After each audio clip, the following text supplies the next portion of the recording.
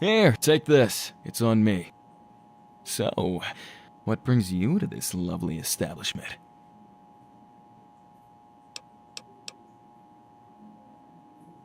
Oh, well, I'm honored. What do you want to talk about?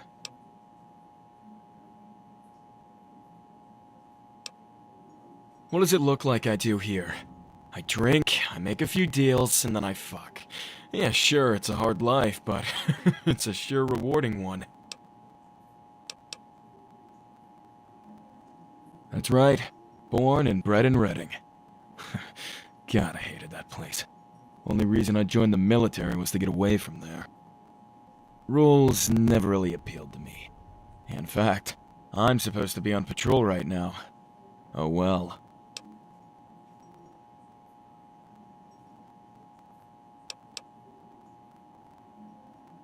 Let me tell you my secret. Chems.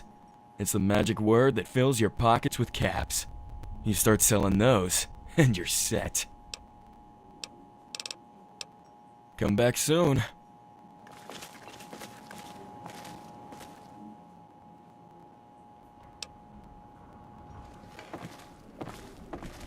How's it hanging?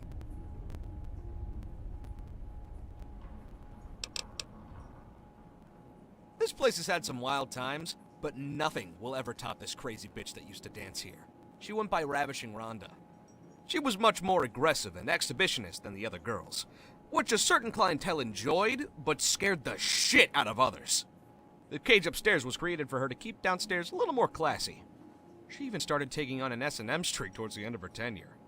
Turns out her aggressiveness stemmed from her favorite cocktail of H-bomb and Psycho, which eventually drove her insane. I kept her for as long as I could. She was quite the draw. Pretty face, huge tits, and knew how to shake her ass like no other. But she bit a couple clients hard enough to draw blood. I wanted to let it slide, but she spit out a chunk of some guy's ear, blood dribbling down her chin. In a hot second, I kicked her ass to the curb. I ain't heard of her since, thankfully. I've seen some shit in my day, but Rhonda made me believe demons are real things. Mind changing subjects?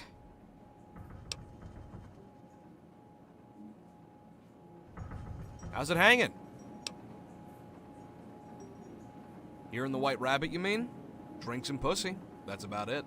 In the Frontier? Nothing that beats drinks and pussy, if you ask me. This ain't Vegas. Been there? That's my hometown. Ah, good old Vegas. You know what I love about it? No fucking snow. Actually, this wasn't always my gig. Back at home, I was trying to make it as a comedian, believe it or not. Didn't work out too well. Nah, they said I was about as funny as the sound of Deathclaw's footsteps. Go fuck yourselves, I said, and somehow ended up here. In retrospect, I probably should have done more ass kissing. Oh well. Survival instinct, that's what. See, I may or may not have stolen a sizable amount of caps from one of the casinos. Ran all the way to Good Springs. Thought I was in the clear? Yeah, right. Barely made it out of there in one piece.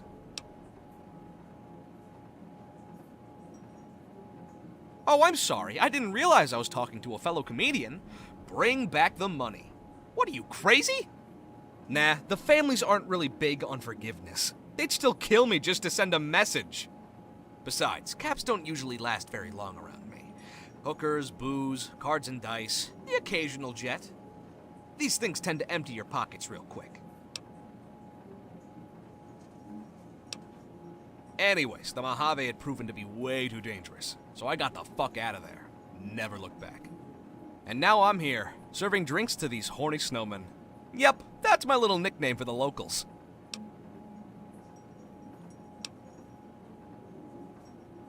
It's shit. Shitty shit. But hey, beggars can't be choosers, right? See ya.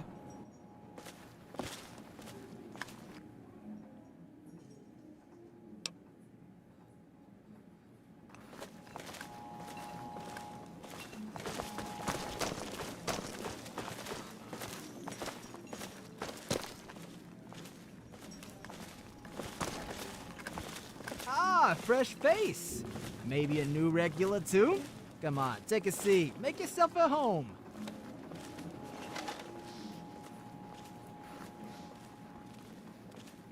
Come on, sit down, relax. Then we can talk.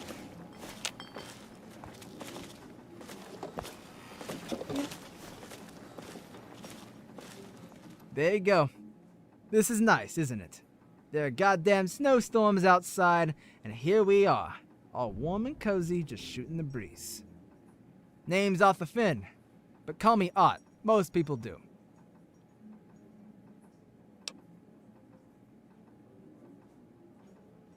This fine establishment, yeah, I'm the proud owner. So, what do you make of it?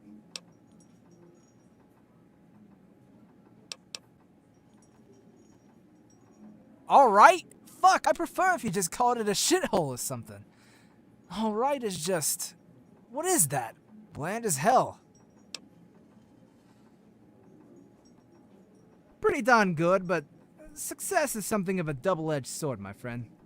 'Cause here's the problem with having something good. Everybody wants a piece of it. So you gotta keep protecting it, day in and day out. Ain't easy living like that.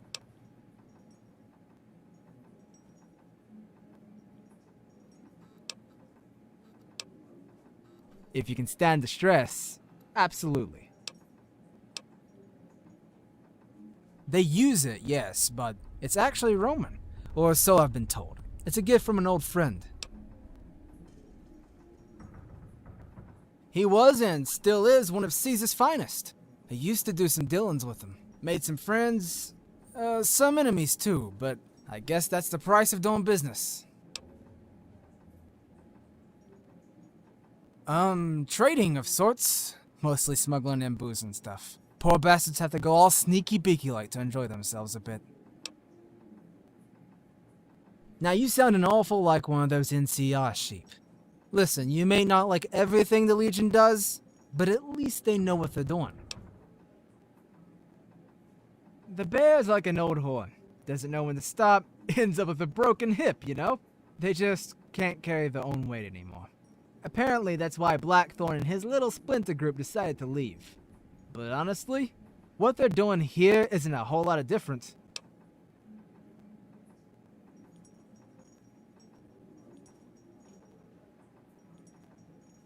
Well, they play a big part in all our lives, whether we like it or not. You may not care about them or the Legion, but the Frontier sure does.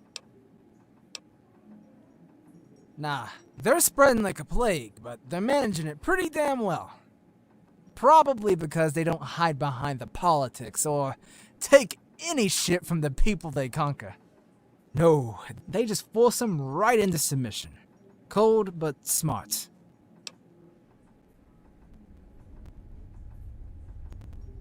Hey, I sure as hell wouldn't go down without a fight, but I still couldn't argue with their logic.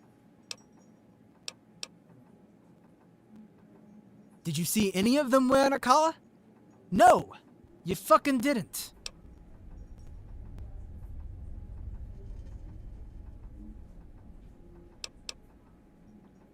Fair enough. Well, to answer your question, the girls get paid, handsomely I might add. And they can leave anytime they want, but why the hell would they? They've got it good here. Food, shelter, security, warmth. What more could you ask? So they have to fuck for it. There are worse things. Wait, well, I'll just go straight to the point. I'm low on manpower, and you look like you can handle yourself. Would you be interested in taking a job? About my girl, Crystal. The prettiest thing you've ever seen, I tell ya. You know, the kind of girl that attracts a lot of attention. Many people got their eye on her. But Rick, one of my employees, well, an ex-employee, he took it to a whole other level.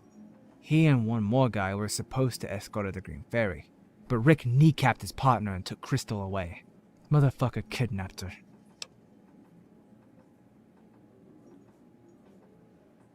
No. I mean, yeah, that's how it started out. But she is way too good for the losers that come here. So I offered to take care of her, and she accepted.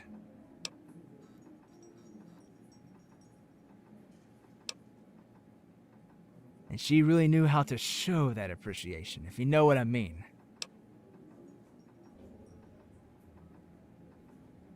I don't believe he'd kill her after the trouble he went to get her. But hurt her? That wouldn't surprise me one bit.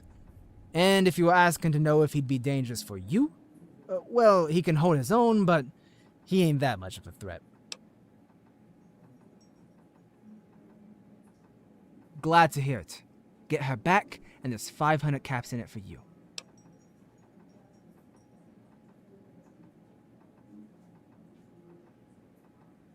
Oh no, you just give him a nice little warning shot. To the head. That'll do it. Word has it, Rick was seen in Goose Hollow 2 days ago. Makes sense, he was born there after all. Pop down there and sniff around a bit. See if you can come up with anything. Bartenders usually keep an ear to the ground. So, off you go.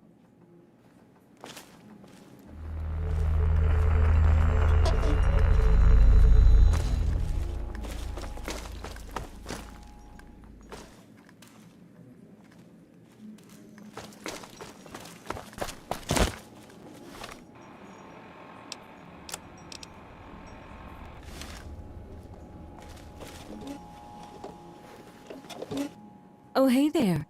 What can I do for you?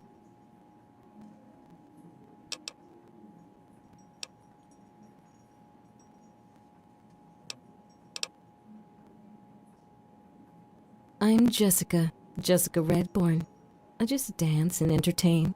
Not much else to say about me. Grew up in Goose Hollow. Started working here when I was 18. Haven't left since. I don't really like the place. It's just so disgusting. But I need to make caps somehow. I'm hoping to get out of here someday. Maybe join the NCR as a nurse of some sort. I've heard that Dr. Lang is nice to work with. Well, I provide entertainment, I guess. If you've ever been to the Green Ferry, what I do is nothing compared to what those poor girls do. Well, they get paid well enough, and so do we, but it just feels so wrong.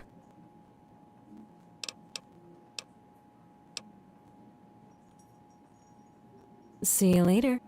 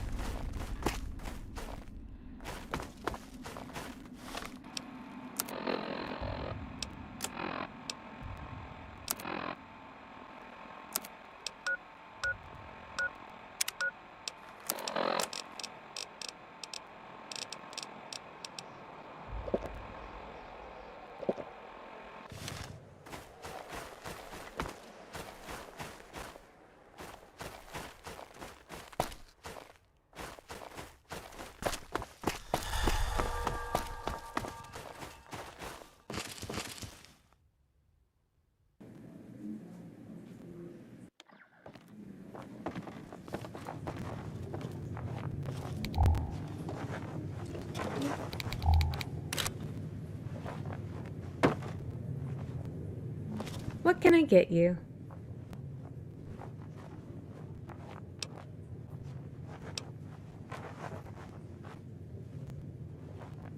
Rick? You mean the Johnsons kid? Yeah, I know him. I used to, anyway. Oh, that one was always a troublemaker. Not really a bad kid, mind you. He just had a way of getting into all kinds of problems. Used to always run around with that Henderson's boy, Jimmy. What a combo that was. I don't know. Does 10 years ago count as recently? With his folks in the Johnson residence. They kicked him out when he got hooked on Jet. That was the final straw, I guess. His mother still lives there. Poor woman. Sure thing.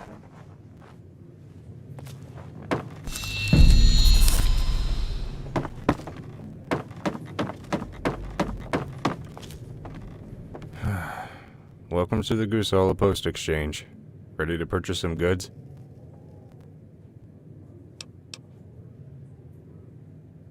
None of your business. Now quit harassing me and go do your shopping. Welcome to... At your service, ma'am.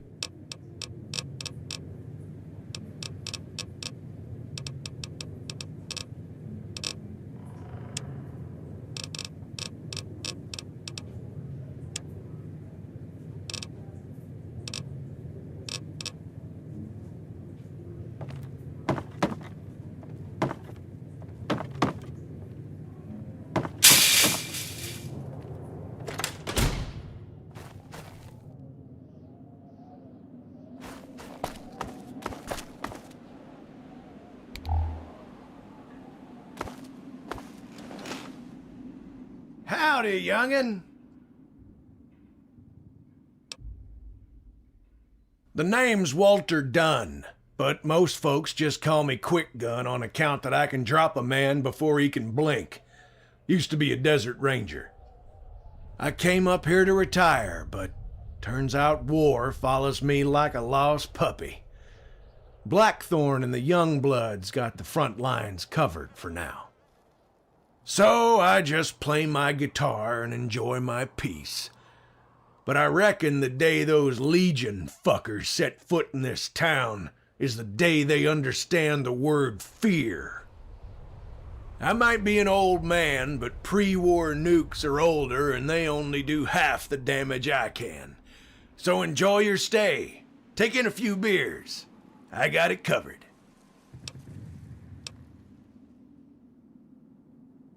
I've never ran.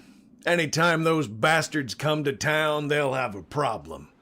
Last time they took a stand, 20 lay dead by the time my gun went silent. Most of the rumors about desert rangers are true, and most of them are courtesy of my fine work. So don't worry about Goose Hollow, youngin'. There's an angel watching over this town, and he and his 6-gun are the reason hell had to install a queue line. I do a good rendition of the wayfaring stranger. It's kind of like my life story. Enjoy your stay in Goose Hollow, youngin'.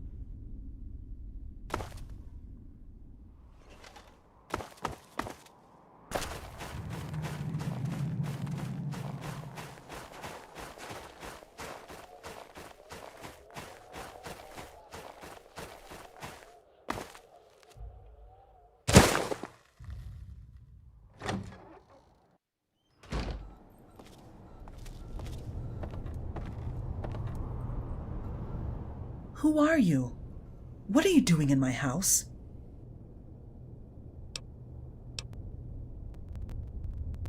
Well, I've got nothing to say to you.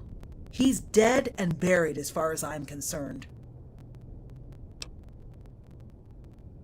Look, that boy is nothing but trouble. It takes hard work to sustain yourself here. And not only did he not know what work meant, he'd steal from me to buy that filth he inhaled. Now, I know what it means to live with an addict. My brother taught me a great deal about that. So think of me whatever you want. I wasn't going to go through that again. Not a chance.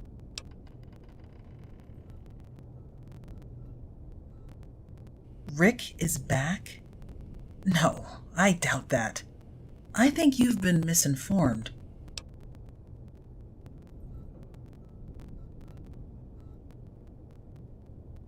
Yes, I'd mind. He's not here.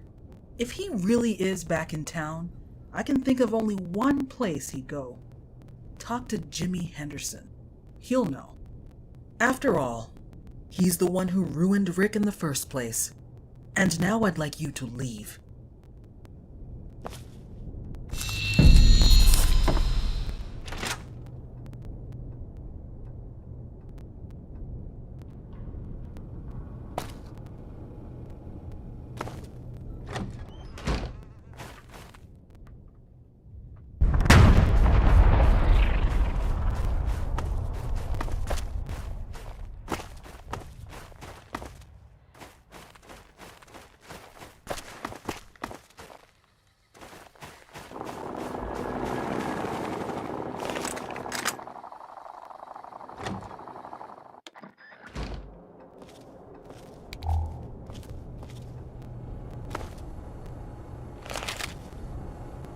You lost?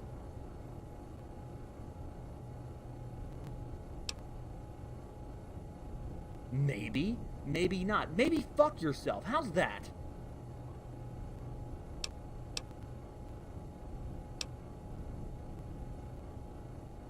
Sure you do. Listen, whoever you are, I can't help you. Goodbye.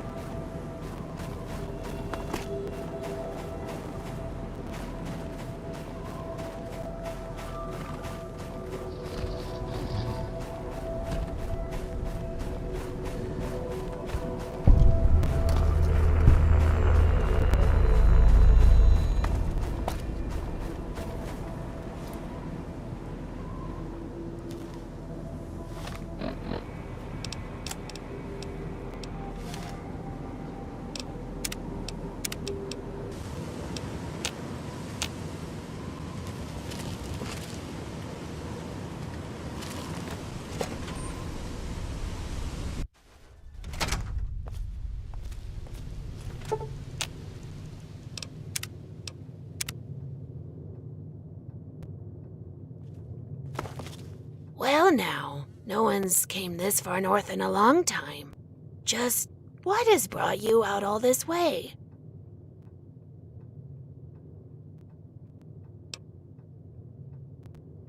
Isn't the weather a bit hostile to just be wandering around?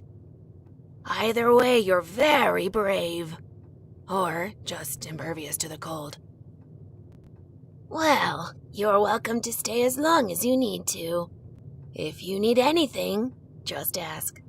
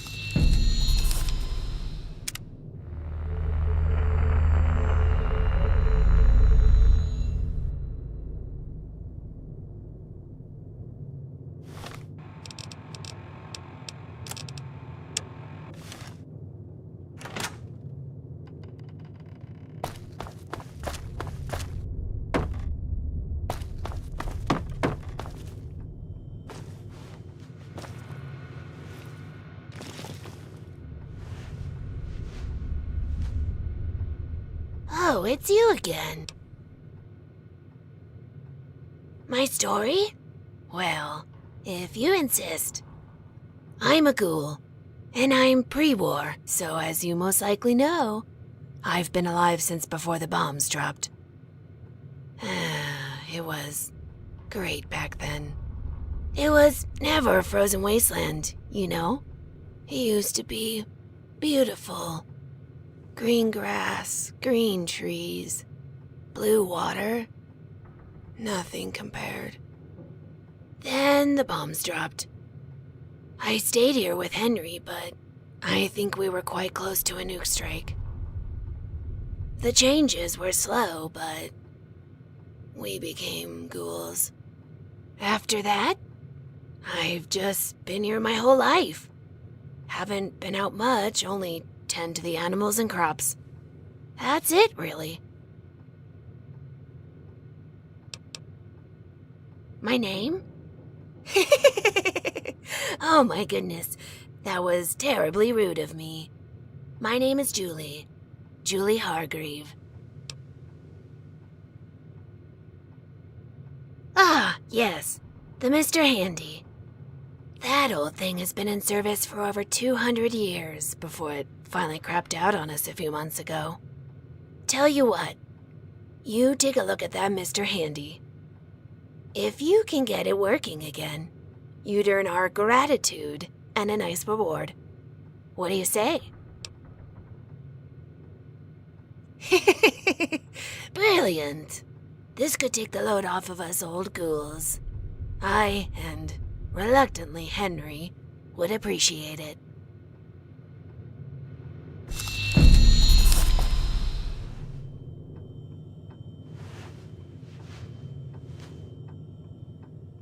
My wife let another one of you strays in from the cold. Jesus, one of these days I'll put a stop to this. You just wait.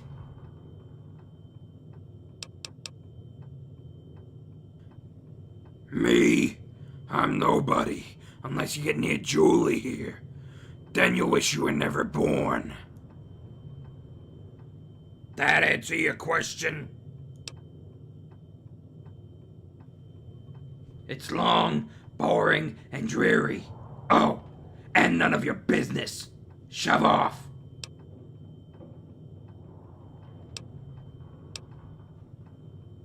What? I'll shove off.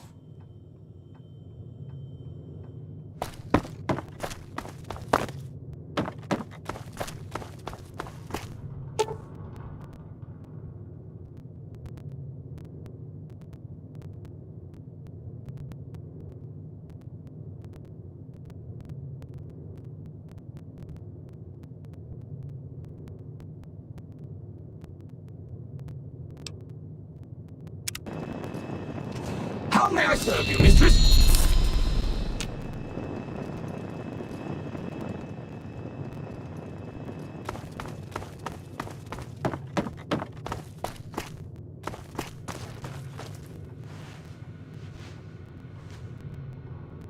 Oh, it's you again. Did you need something?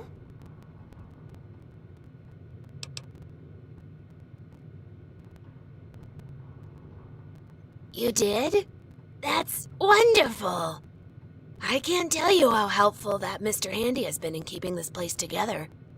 You have my greatest appreciation. Oh, and before I forget, here, have some caps. Oh, and have some fresh crops from the garden, too.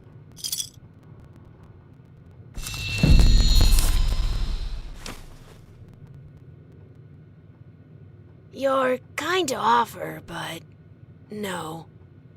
On second thought, yes, you've proven yourself able, so I do have something for you, if you're interested.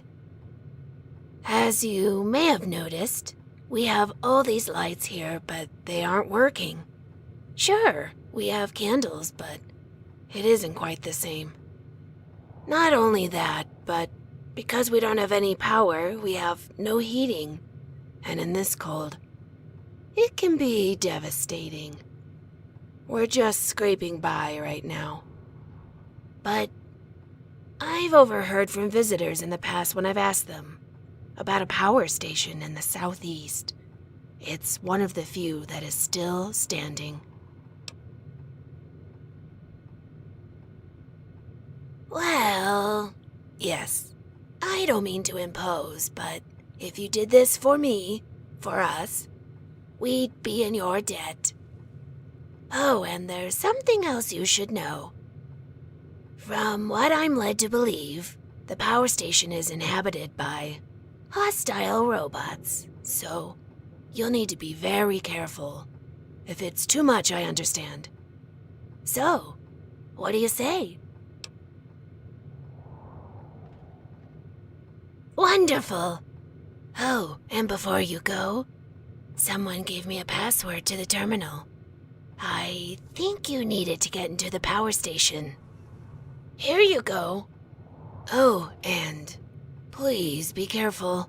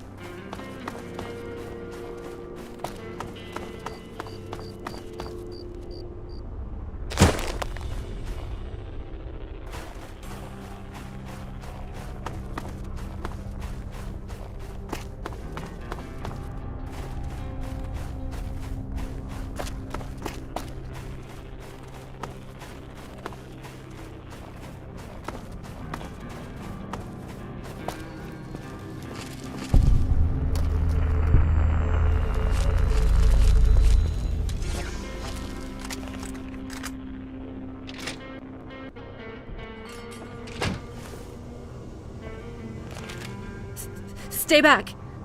It's not what it looks like. I'm just looking for a cure. I'm sick. I'm becoming one of them. Look at me. I can't go back to the tower. It's bad enough they hate me for being a scav. Now please, leave me alone.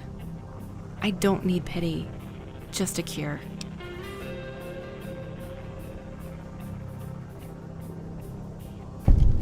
Syphilis? That would explain what those things in my blood are. And these sores. I'm ashamed to say, with my past, it makes sense. Thank you for the diagnosis. Now that I know what the problem is, I can work on making some penicillin. An IV regimen will cure the infection.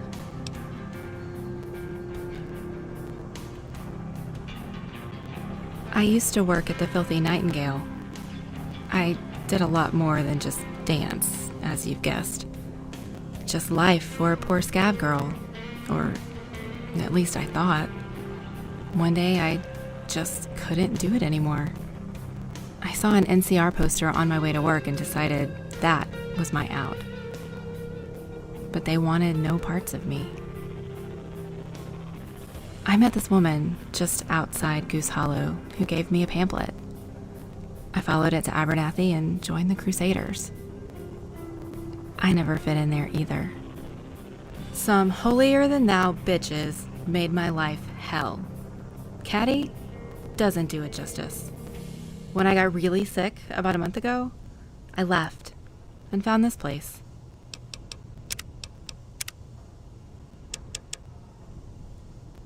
It's close enough to the tower that I can sneak in and grab supplies unnoticed. Howell stopped me once, but I can tell he doesn't really give a shit.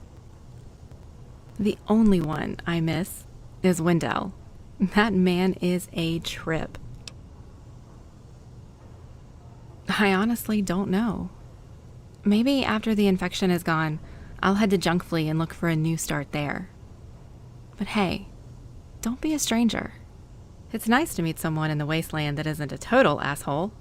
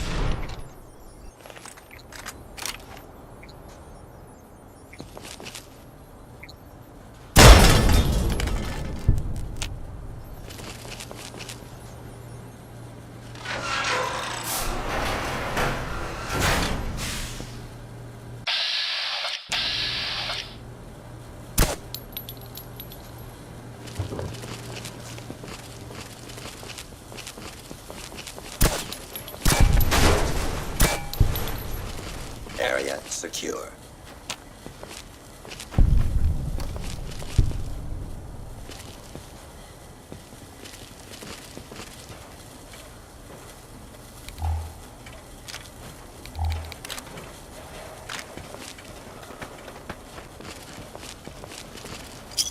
Scanning for hostiles.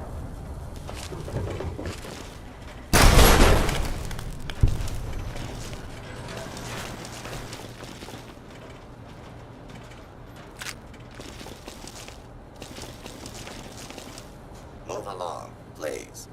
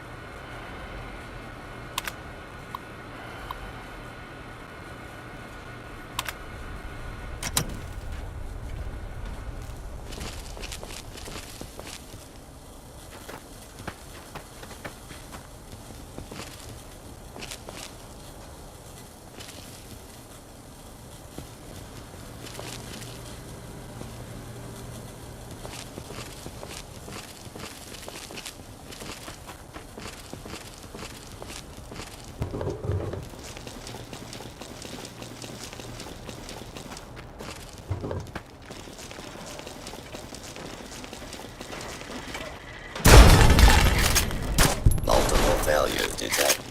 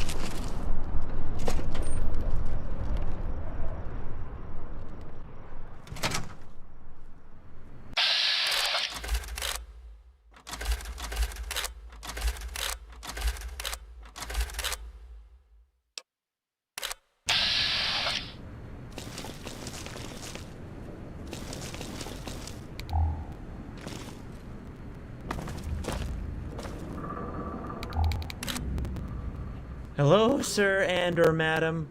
My name is Brian. Welcome to Save-O-Mart. Please do not hesitate to ask me or any of my fellow associates for assistance. Our manager is in the back if you have any issues that require his attention. Thank you for shopping at Save-O-Mart. We put a smile on your face and in your wallet.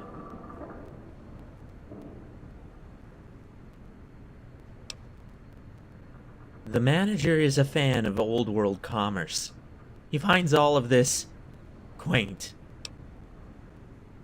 Amazing deals coming right up.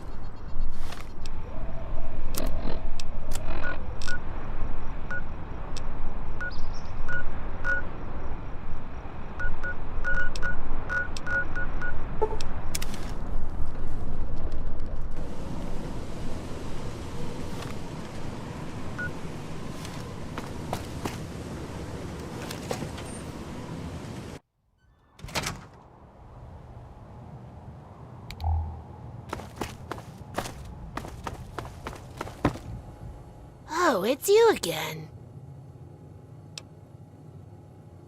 You did? That's incredible. I know you must have went through a lot to get this done. Henry and I are incredibly grateful for what you've done. Here, an ample reward for your hard work and dedication. Well, I think that's all you can do for us. You have no idea how much you've helped us. Thank you. I mean it.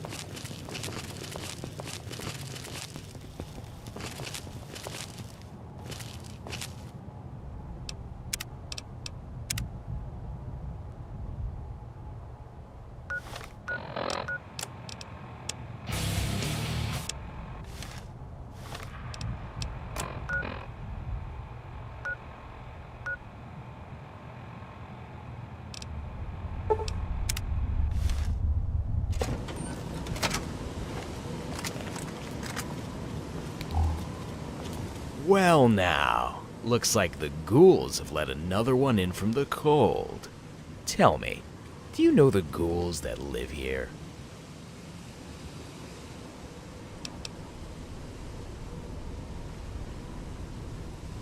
Very gutsy, aren't you?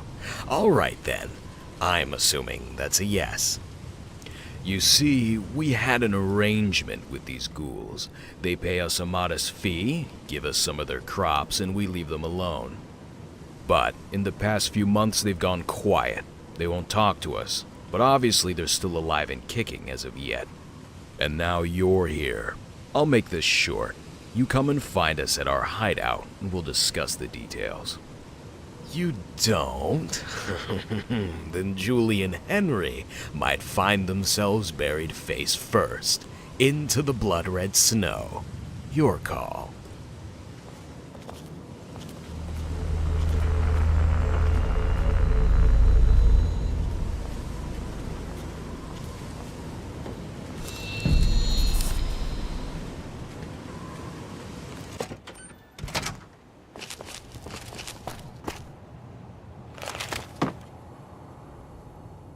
Oh, it's you again.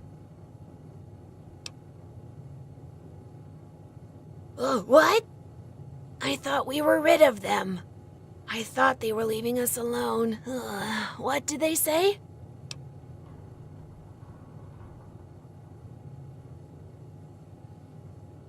Look, I don't blame you if you refuse, but those raiders will kill us if you don't deal with them.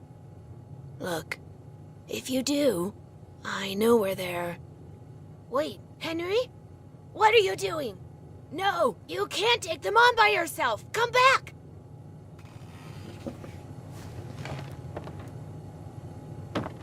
Get away from me! This can't be happening. Henry's gonna get himself killed out there.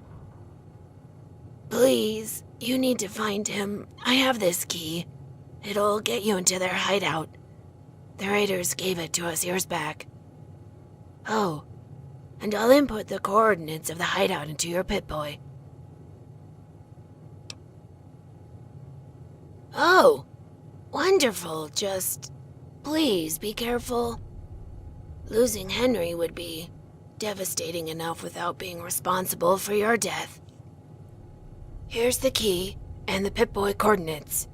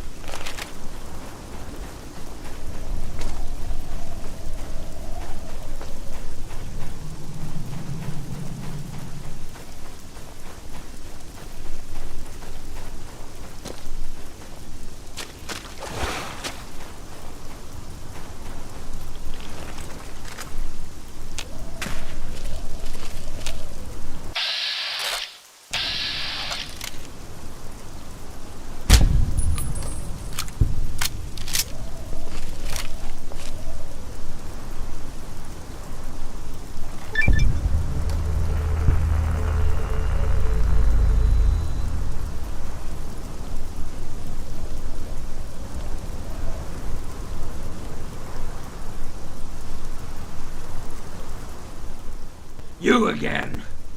What the fuck are you doing here? And what the fuck do you want? I have this well under control. Ugh! Where's Julie? Is she alright?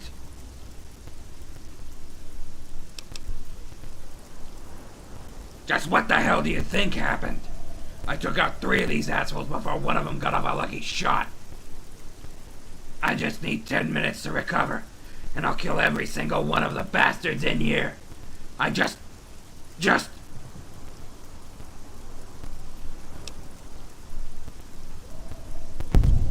Ugh. Fine. You know, this doesn't make us friends, right? That's much better. As much as it guts me to say this. Thank you. I'll try and make my way back. Julie's probably worried sick. Make sure you deal with these slimy bastards. Alright?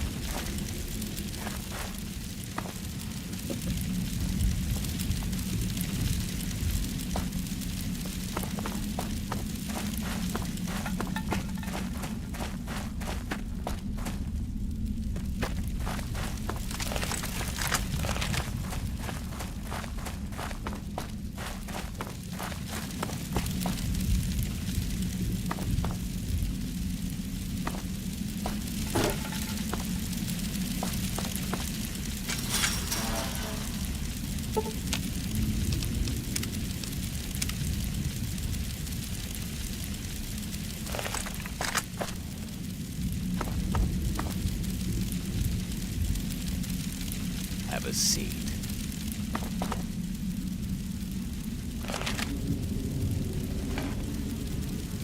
Now then, I'm not one for beating around the bush, so I'll get straight to it. You're here representing the ghouls, and as such, you inherit their, let's say, debt? They haven't paid up for months, and that leads to an amount somewhere around 2,500 caps.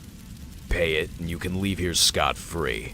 We'll also leave the ghouls alone for the time being. You don't? We'll hang you from the ceiling as a trophy, and we'll burn the ghouls and their mansion to the ground. So, I take it you have the money?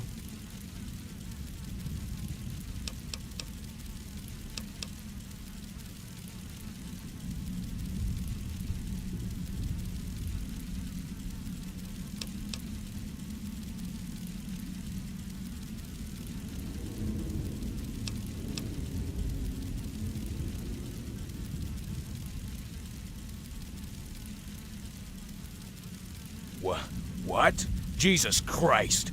Get away from me!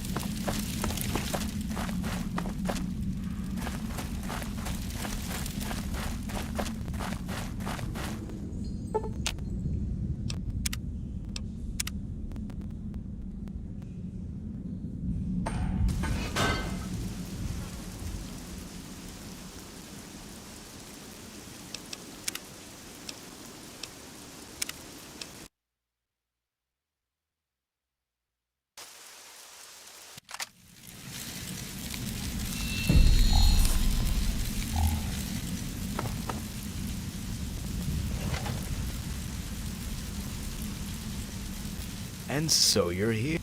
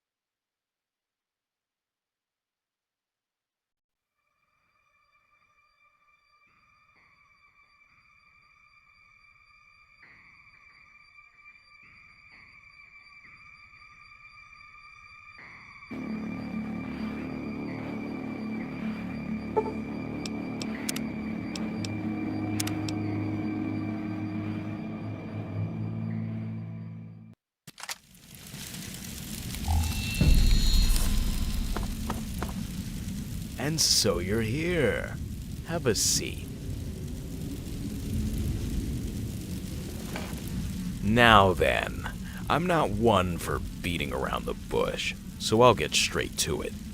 You're here representing the ghouls, and as such, you inherit their, let's say, debt? They haven't paid up for months, and that leads to an amount somewhere around 2,500 caps. Pay it, and you can leave here scot-free. We'll also leave the ghouls alone for the time being. You don't? We'll hang you from the ceiling as a trophy, and we'll burn the ghouls in their mansion to the ground.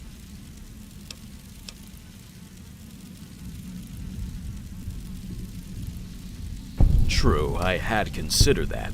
Those ghouls aren't the wealthiest bunch, and there are far more well-off places that we could extort. You have a deal. We'll let you leave without payment, and leave the ghouls alone. Don't make me regret this.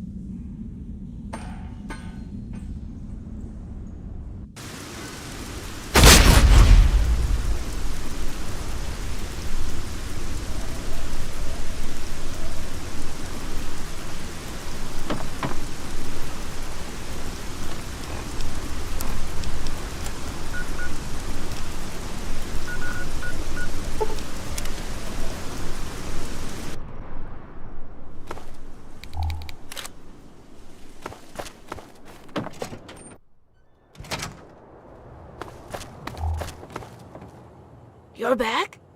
Did you deal with the raiders? Where's Henry?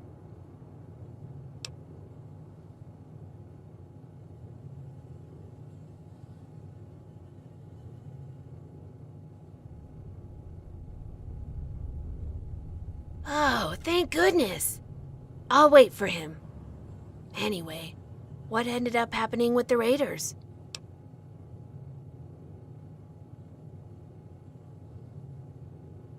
I see. They'll go after someone other than us. With any luck, they'll get in over their heads and pick a fight with a group that's too much for them. I can't begin to thank you for all you've done. You've saved us from the brink. And as usual, here is your caps reward. But that's not all. There's something fresh and delicious waiting for you in the kitchen, all with mostly fresh ingredients from the farm. Again, thank you so much.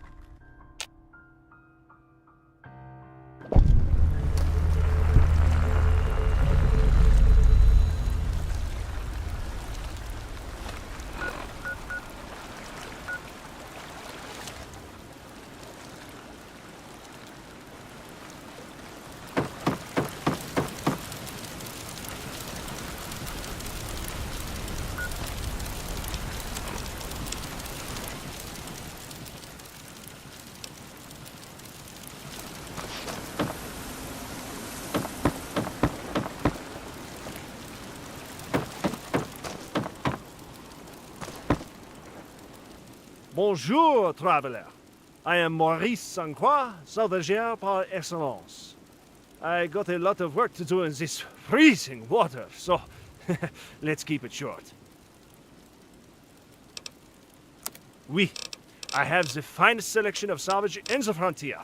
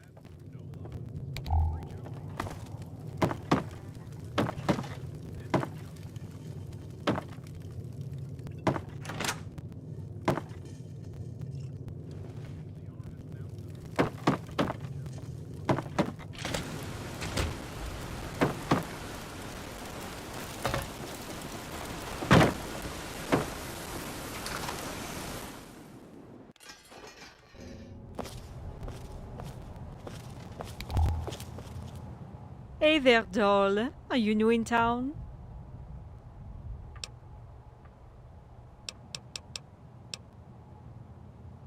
I'm the daring damsel of the deep waters, the infamous and ever humble Pirate Queen, Lady Raphael Margulis. Pleasure to make your acquaintance.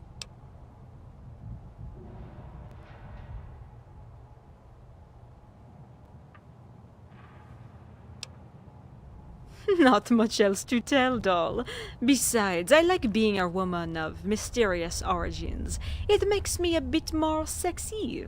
Dangerous. I love being both, doll. Though I will share one dark secret with you. This isn't my real hair color.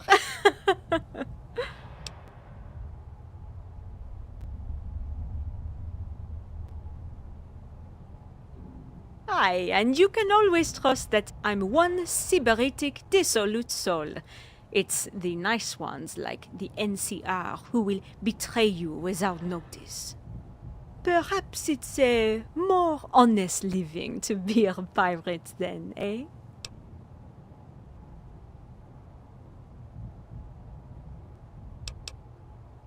Inescapably so. Capitaine Docor cooks fish fit for Poseidon himself, and it pairs perfectly with any hard liquor you choose. I think I'll have another round of a salmon with whiskey and hollandaise. Oh, doll, life is not black and white, but more of a murky grey. I wish no harm to these people. In fact, the reception was rather warm. You see, I've got an accord with the townies to protect them from the Legion, and in exchange, I get a small fee from all the shops in town. No conscripting or pillaging or filthy taxes, unlike some lesser factions. Now all this deep talk is harshing my buzz. Let's change topics, yes? À votre santé.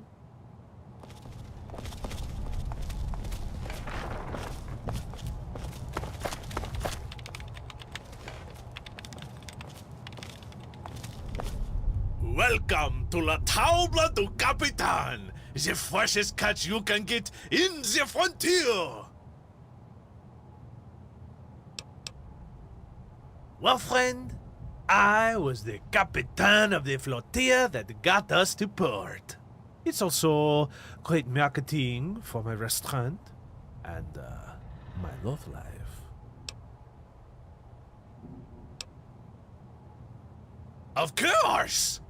Business has been booming since Lady Margalie showed up in town. Heck, she even helped me perfect the beer batter for the fish and chips. She ain't some two-bit siscave or whatever crap you got in your mind. Margalie is like the finest of wines. Talk to her, and you'll come around. It's all cooked to order. Bon appetit!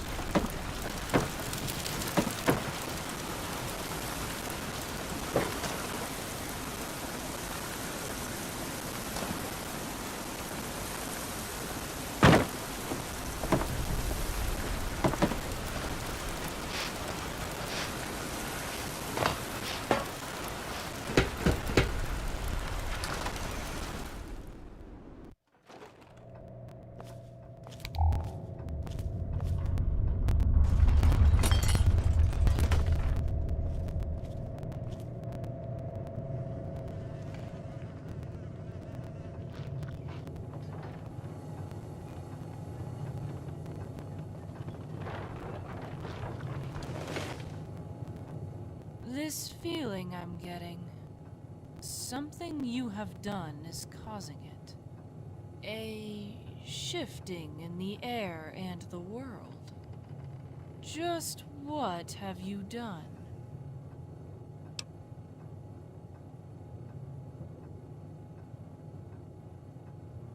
You... what? If what you say is true, then... this is incredible. It's hard to express the extent of what you've done.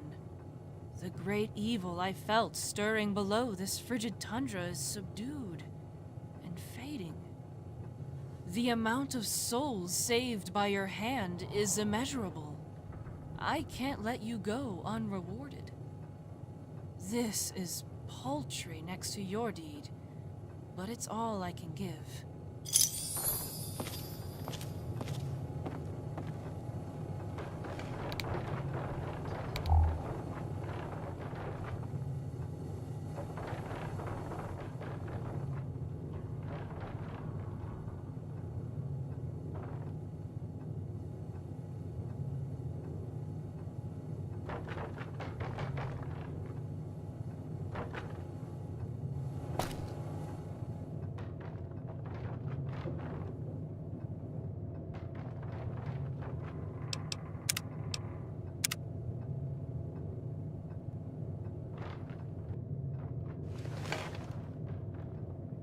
Welcome to the La Devonrace Occult Shop.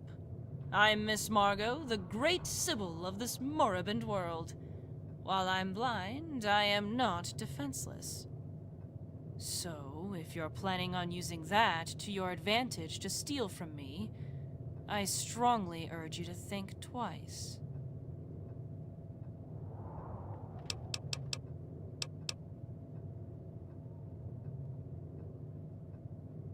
There are eldritch entities worshipped on the East Coast.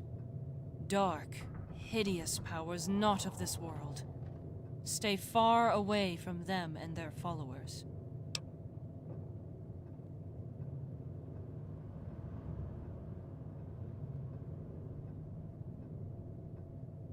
In my travels, I've come across an odd entity. A guardian angel armed with a deadly hand cannon and garbed in a trench coat. He favors the lucky.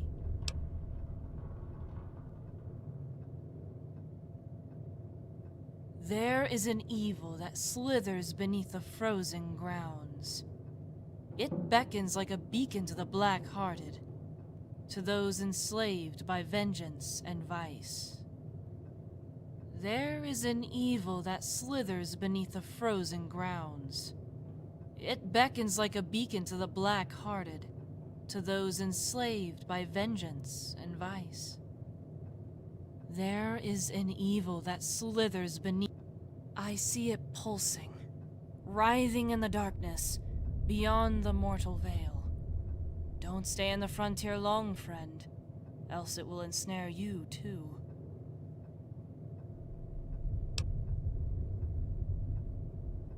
No offense taken.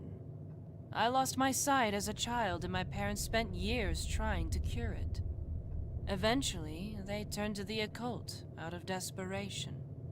It might just have worked in a way. You can see strange things in eternal darkness, things the sighted miss. I've learned to harness that gift. Using the decades of knowledge I've gathered on the occult, I've managed to make sense of it. Managed to turn a curse into a blessing. For 5 caps, I sure can.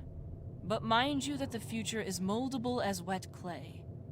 I draw from the great powers beyond, but mostly for entertainment. I call upon holy eyes of Hathor. Reveal to me the future. Watch out for kind enemies. They will not show themselves beforehand.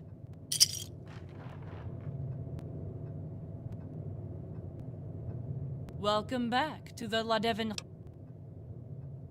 Farewell.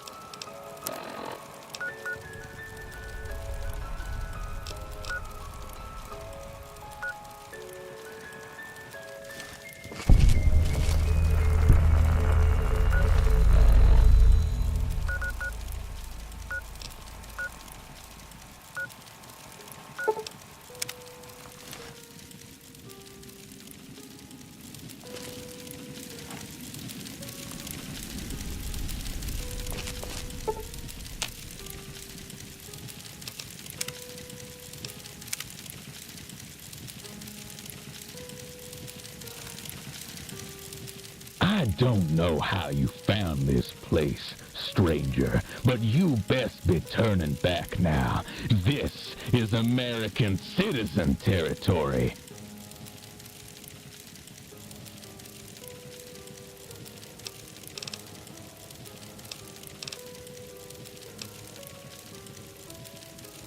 Listen, you ought to get out of here before I get off this chair and give you a damn beating.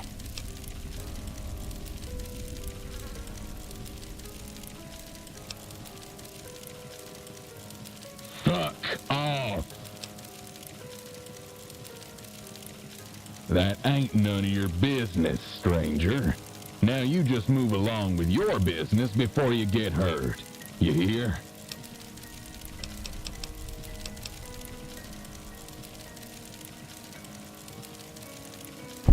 You seem like a rat-headed sort, so I'll make you a deal.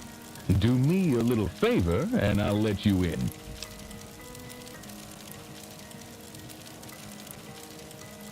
There's a fucking crazy-ass murderer who's been hunting a lot of our men. A real force to be reckoned with. A priest, if you can believe. He begun taking our men and women who dared venture outside, and left them for us to find butchered. You find this man, and you bring us his head.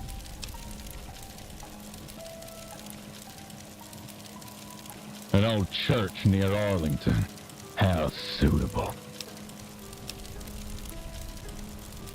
Like I've said, he's a priest who has been killing our people, butchering them in horrible ways. That's all I can tell you. If you could see what that fucker's done, you'd know he deserved it, man of cloth or not. Good. Come back with his head as proof.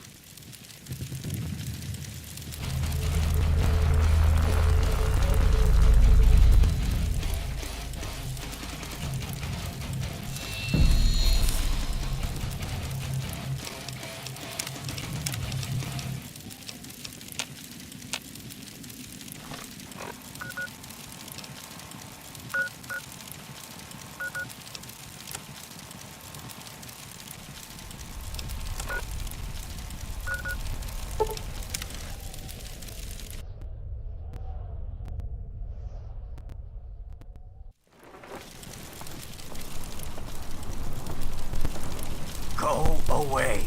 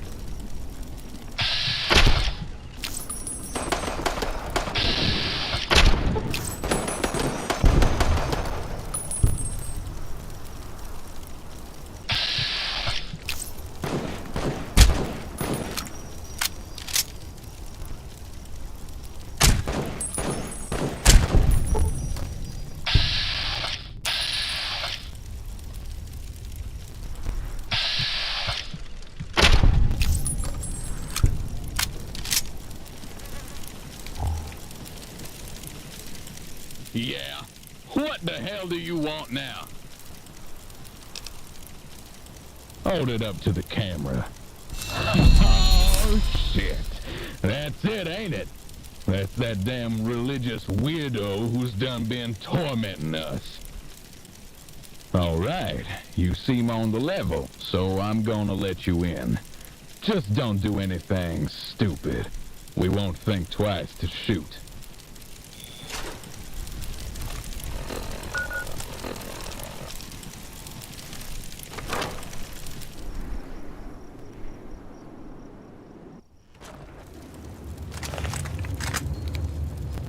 Welcome to paradise.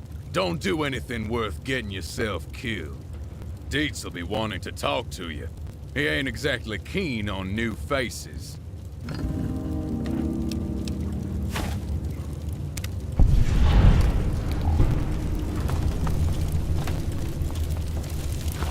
Should have packed some more survival gear. Some food or something.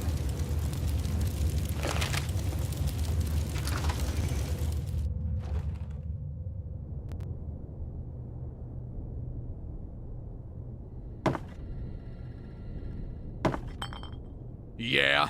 What the hell do you want now? Name's Earl. Earl. Earl! Dumb tard. I told you already. This place, a city on a hill compared to them other places. Ghoul lovers, cannibals, slavers. People like that are good fun to shoot at. You ought to talk to Dietz if you want to learn more. He built this place with his wisdom of the world on his shoulders. And when the armies out there fall, we will rise again. Until then, we survive and let the people know we're still here. Dietz is in charge here, and his wisdom of the world has helped us in these trying times. Good man, that Dietz. But if you can't get a word with him, you can talk to Jacob. He's one of our best hunters. Well, it ain't like we're hiding. Just no one's been stupid enough to come looking. Still, that door is heavily reinforced with scrap from some of the old pre-war bunkers down here. Used some of the scrap we found to set up an old security system to make sure none of them raiders or mutants out there get in. When this place was founded, word was it was full of tiny little bunkers. Probably the work of some pre-war civilian types. I don't think none of them made it normal. Ghouls were all that was left, and we took care of them. Still, we managed to scavenge most of the parts to set up this place.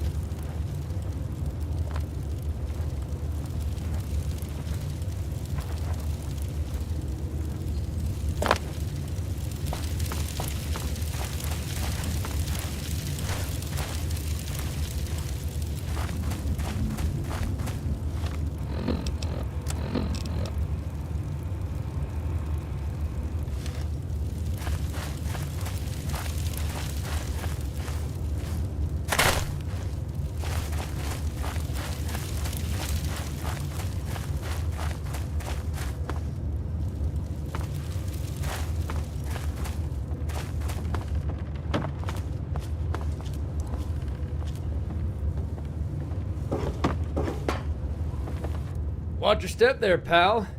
It's a long way down. Hate to have to clean you up.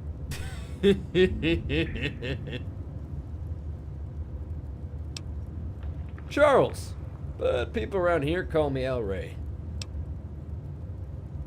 I just told you who I was.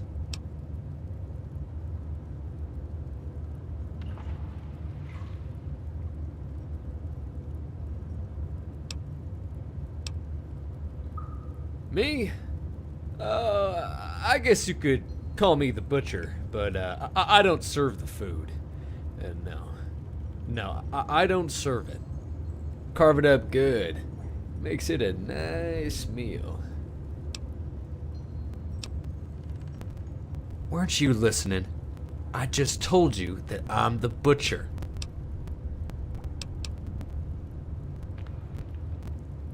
No, but sometimes I get lucky and someone gets a little too drunk.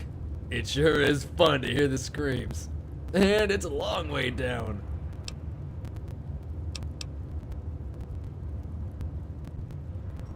Yes, especially stupid people. We're like any other town. Just ask Dietz or Jacob. We've got places to eat, places to sleep.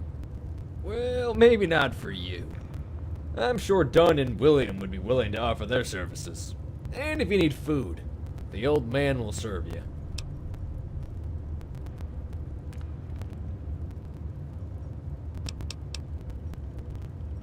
Oh, I don't really give a shit. Meat's meat as far as I'm concerned.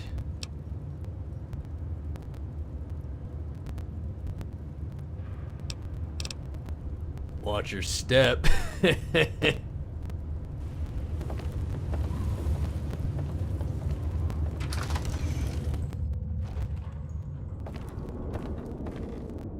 Oh, hey, can I help you with something? My name's Dixie. Nice to meet you. Oh, and don't you dare call me Dix. My name's not that long, and you don't need to shorten it. My name's Dixie. Are you okay? You keep asking me that. I just fix stuff around here. Sometimes I help my dad clean up shop. Well, it's just like any other town, except we were smart enough to keep mutant freaks out. Can't wait until we're greenlit to string 'em up. Anyway, my dad owns the cantina and my brother owns the trade post in the main hall. We've got a steady flow of supplies from the deal. And what more could there be to have pride in? Well, besides this place and family.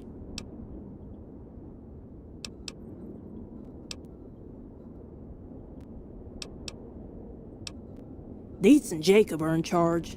I know that without Dietz, we'd be overrun with the mutant scourge. Jacob's not originally from here, so I'm not too sure what to think of him. He's usually at the bar or outside hunting.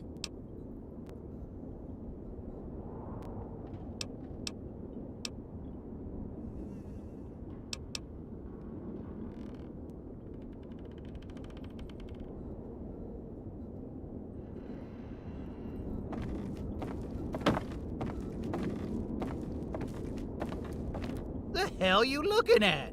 You want something? Speak up!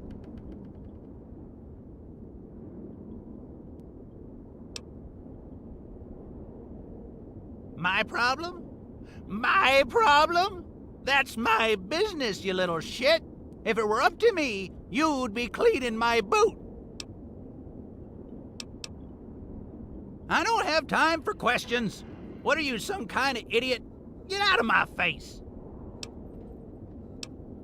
Well, why didn't you say so, you fat sack of shit?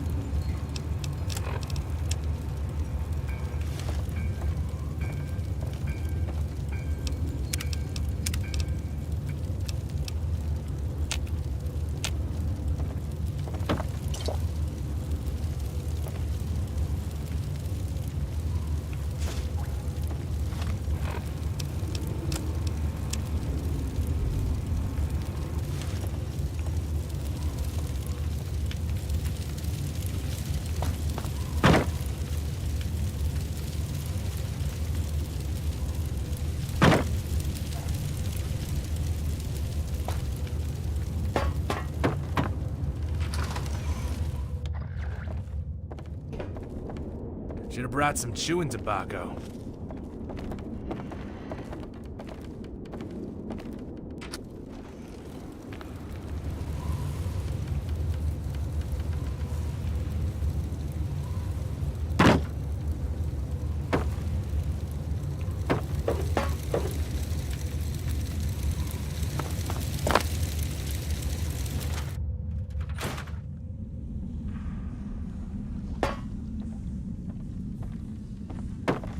How you doing?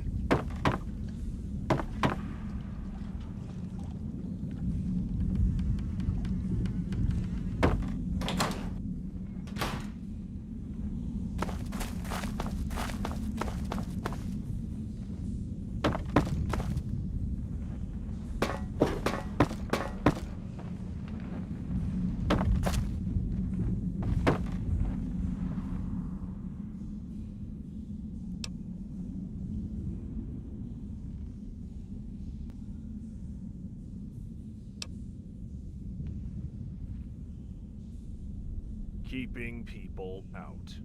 Armories to be protected from people like you. Good. How's it treating you?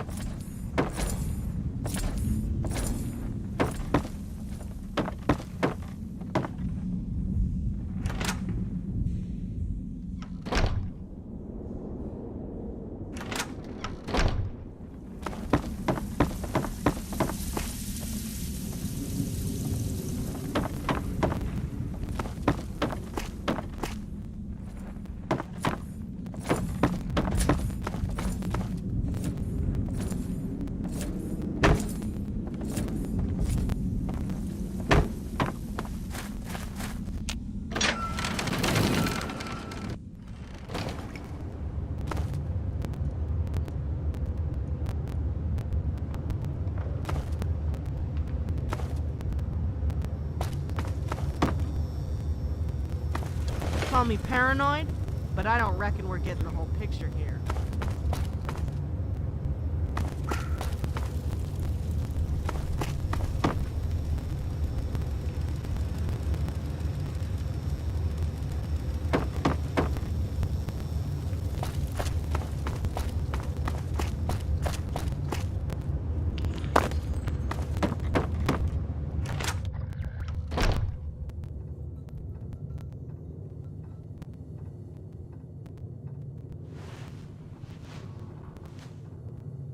Oh! Oh, you scared me. You must be new around here. It's good. My name's Georgia. Nice to meet you.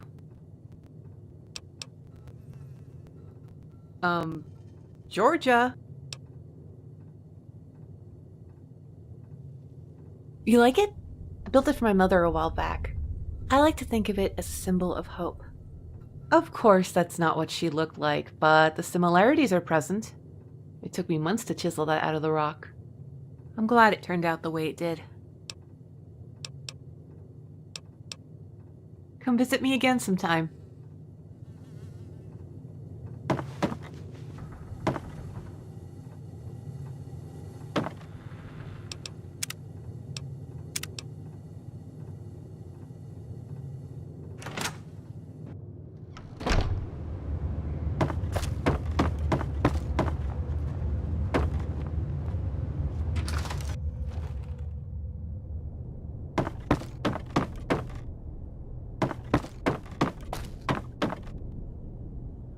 Yes. Welcome. You must be the one Earl was telling me about. Please, come in. I must admit, I'm a bit amazed that one person could do the job that about 10 of my men could not. So for that, I congratulate you. That still leaves a few questions unanswered.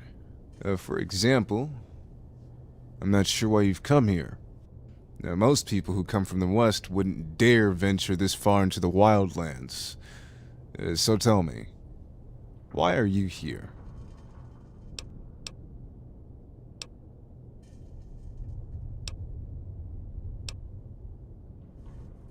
So that's what led you here from Vegas? Your need to explore. Sad you had to come with such a crippled force as the NCR, but I digress. I wouldn't be someone relative to this place if I didn't have eyes and ears within my enemies. The NCR was easy to infiltrate with their dire demand for troops. It's so easy for them to forget who works where and why. Such a big group, but so horribly led. It's as if people never learn. Anyway, yes, I know all about you. Was curious ever since my scouts spotted you nearby. How excited I was when you came upon our doorstep.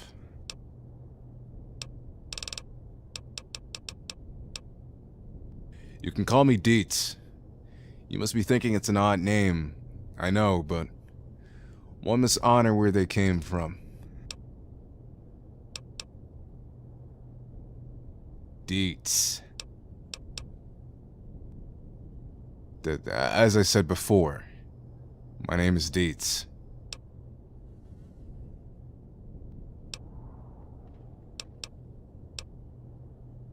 Like many people, my life is a rich tapestry. Such as yourself, I'm sure. However, I'm not one to share unpleasantness. Especially when the request is so out of the blue.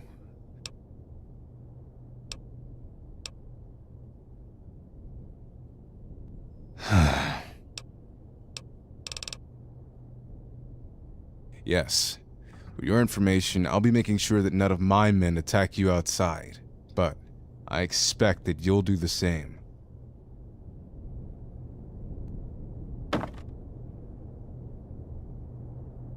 Welcome back.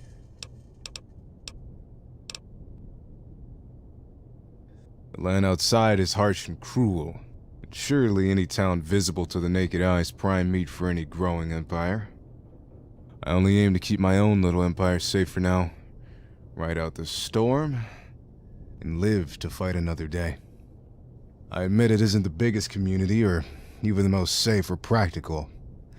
Nonetheless, we hope to expand. First the cave, then annexation can begin. Once the leading armies have weakened each other, of course.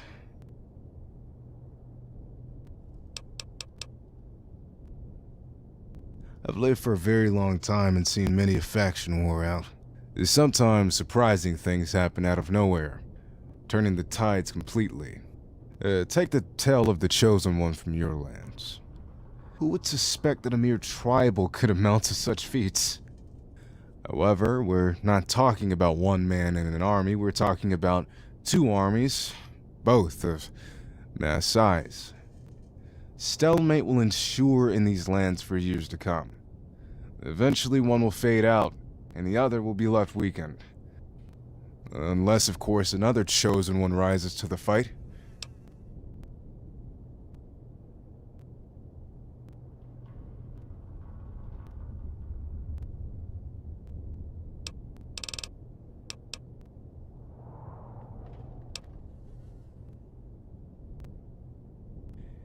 In a way, I guess you could call it a church, or a town hall. It's here where I consult the citizens. Not all people are like us, as some are born to follow, despite what others may believe. As some people have to have their choices made out for them. That is my duty, and the church hearings serve as their blessing.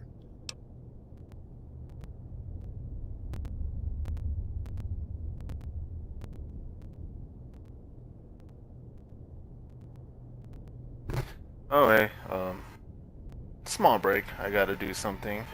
I'll be back.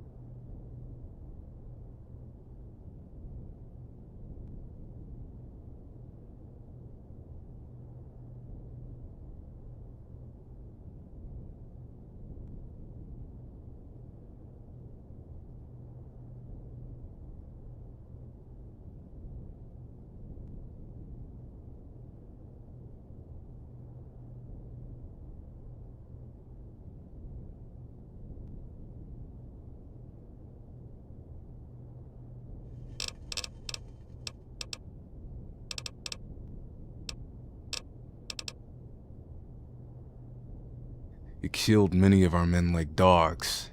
Men of the cloth or not, I will not stand for that. It was intended as a message to get a rise out of local settlements. If the NCR couldn't defend one village, well, then who's to say they could defend theirs? Besides, we only killed the ones who didn't deserve to live. Everyone else was chased off to relay the message of our deed. That is why we let the priest live. That, and also due to his cowardice at the time.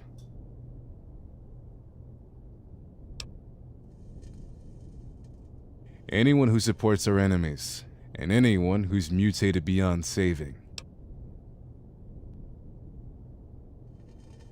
I believe that the Earth was created for humans to enjoy. It was also created as a test of our worth. We all die, all of us. And those skinless abominations are a cancer, and no creature on heaven or earth can avoid death. These people are tainted in suffering. Eventually, they succumb to the evil that personifies them. It becomes the Pharaoh's many fears. Such monsters should be removed for the safety of mankind.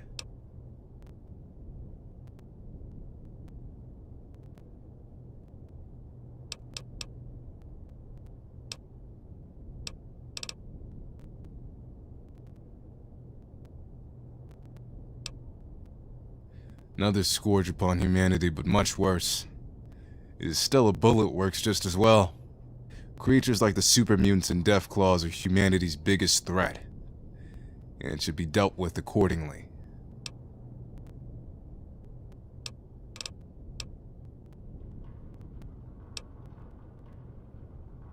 Fair enough. The time will come, I suppose. Now, we all have our secrets, do we not? Whomever works for me is under the utmost discretion. You understand?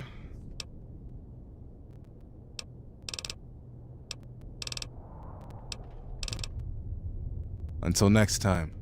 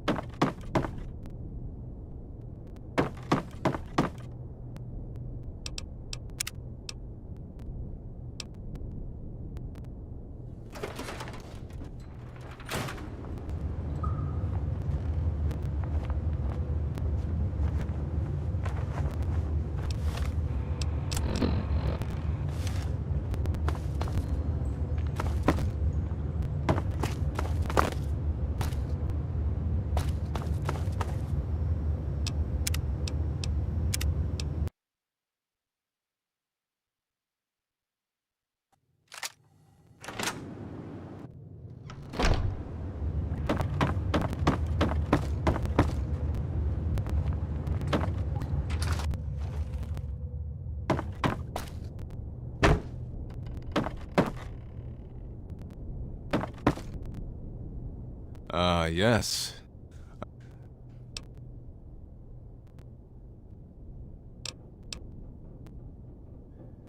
I didn't take you as the type to be so lonely.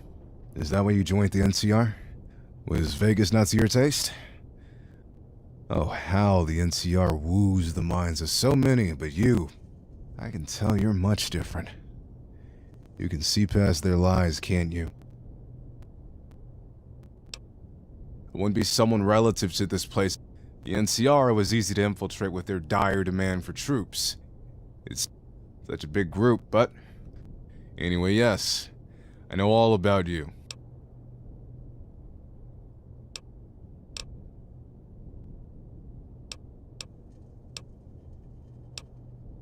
Now, we all have our... It was intended as a message to get a rise out of local settlements. If the NCR couldn't defend one village, well, then who's to... Besides, we only killed the ones who didn't That is why... Anyone who supports our enemies, and anyone who's...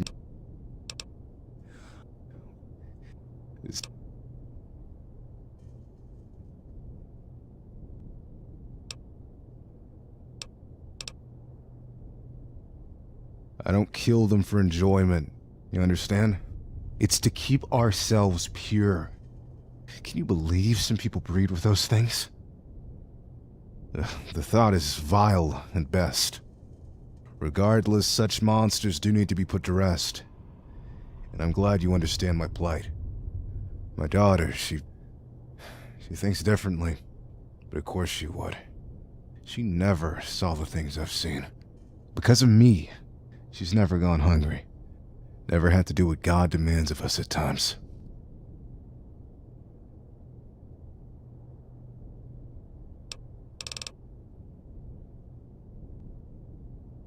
Yes. For your information, I'll be making sure that none of my men attack you outside. But I expect that you'll do the same.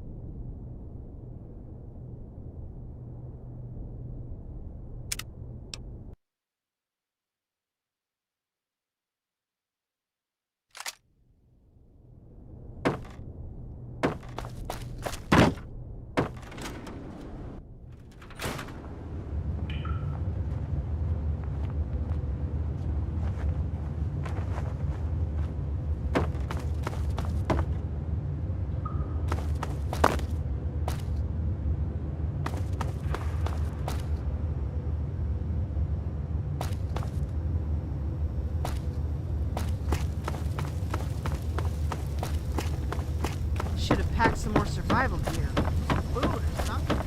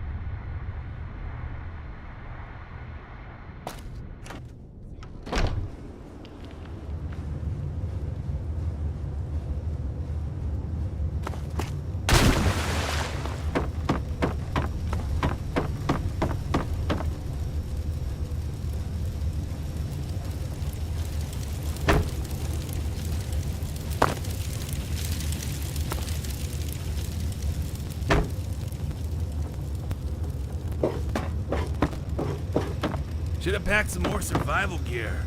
Some food or something. Should have brought some gum or something. Gotta stop this teeth grinding habit.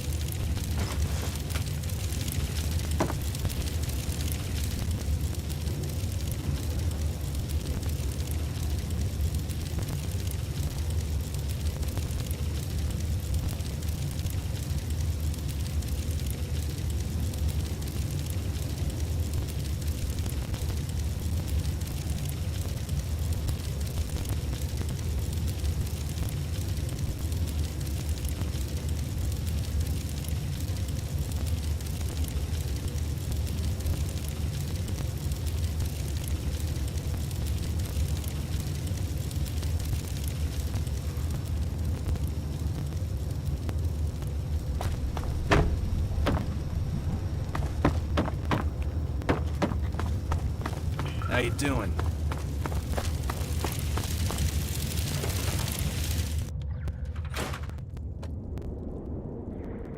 Don't get new people much. I'm guessing you're looking to trade.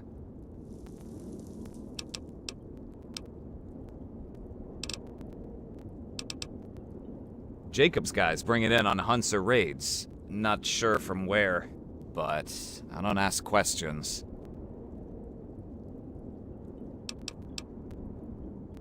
Oh, geez, dude. Well, it's a town, but it's in a cave. I don't really know what else I can tell you, man.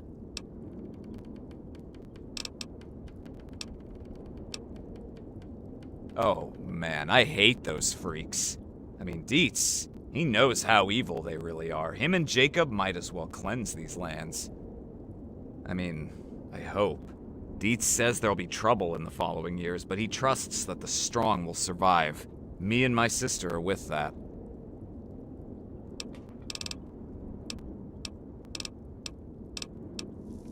Oh, it's like a grave for my stepmom. Something Georgia carved. Don't ask me how.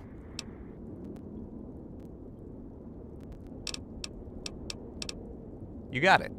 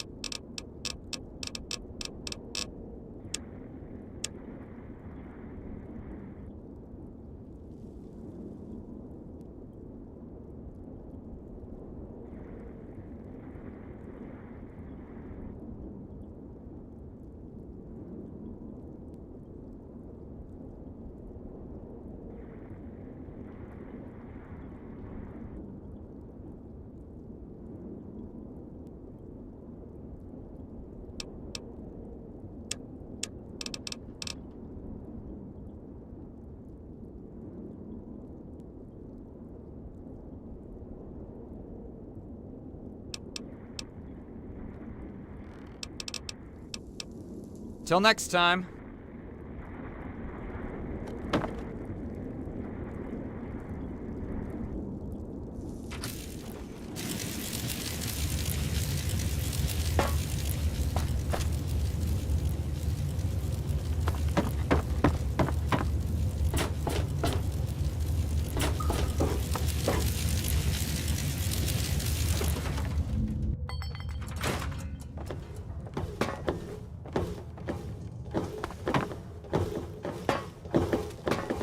Howdy.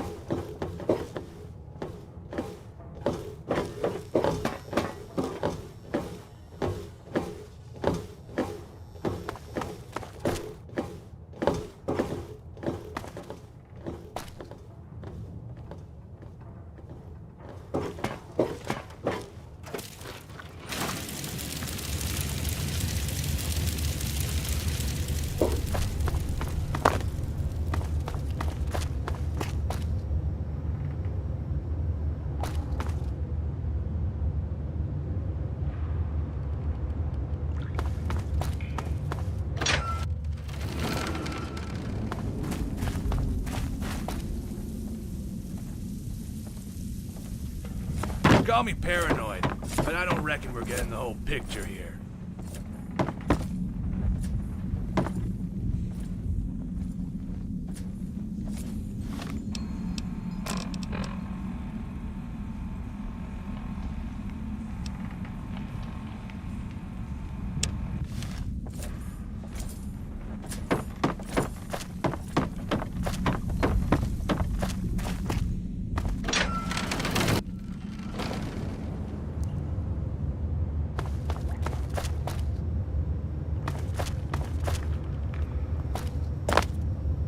Should have brought some gum or something.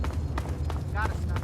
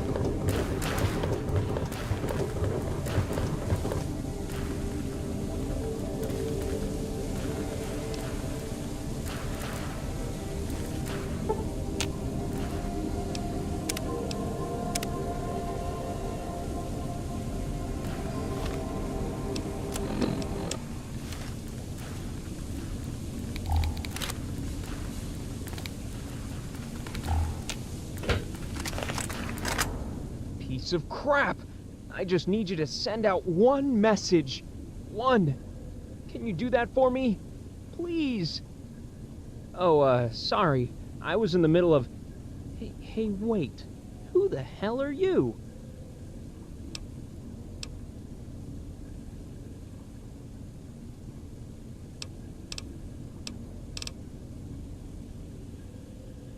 I'm Theo, and I live here. I guess. Doesn't matter. You still haven't answered my question. And you drifted into an abandoned communications relay. I mean, I guess that kind of makes sense. To a crazy person. There isn't much here, but feel free to take whatever you need. Just don't drag too much dirt in here. I literally just finished cleaning.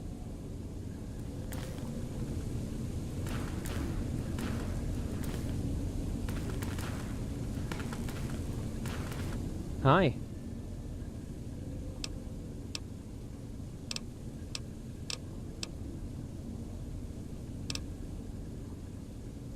It's an old communications array built by the Army.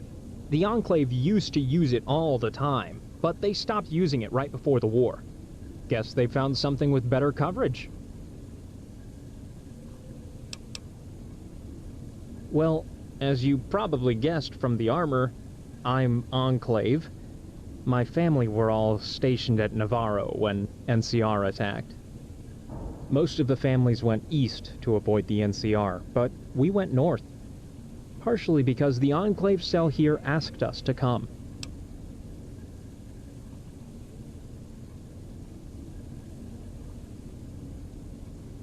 My parents always said that living here was a world away from Navarro, but I was too young when we left to remember the base.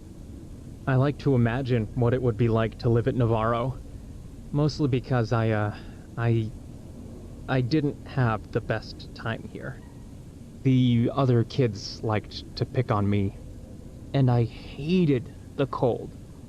My brother really liked it here, but I always felt like an outsider. There is a cell here. Really big one, too. My parents worked with them all the time, fighting the good fight. Those were the best days of my life. Gone. Not dead, but gone. My mom disappeared on a mission right before we lost contact with the Portland Enclave. And my dad ended up settling in Junkfleet, away from me. My brother, Franklin, joined the Eastern Branch years ago. The last we heard from him was that the president was dead. I hope he's all right. Huh? Oh, right.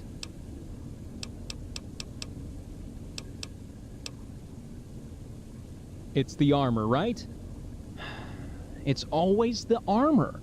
People think that I want to kill everyone just because I'm Enclave. I mean, sure, there were some people like that, but the same thing is true of NCR or any group. We just want to restore America to what it used to be. How does that make us monsters?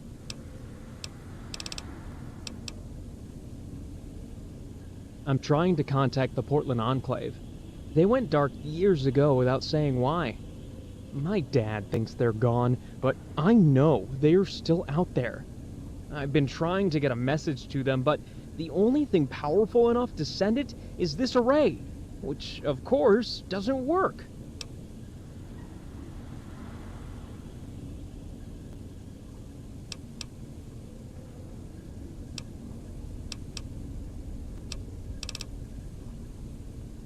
They never told my family why, but we always needed powerful satellite dishes to contact them. My theory is that their base is underwater, or maybe in space. I'll know for sure once I get my message out. They all stopped working one day. Either they started blocking us, or they're out of range. Either way, this array doesn't have that problem.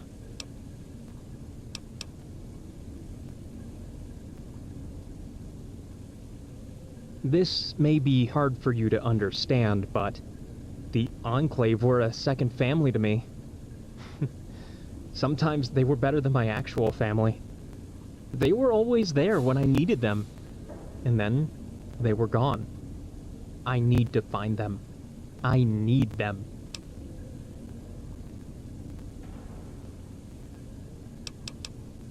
One part.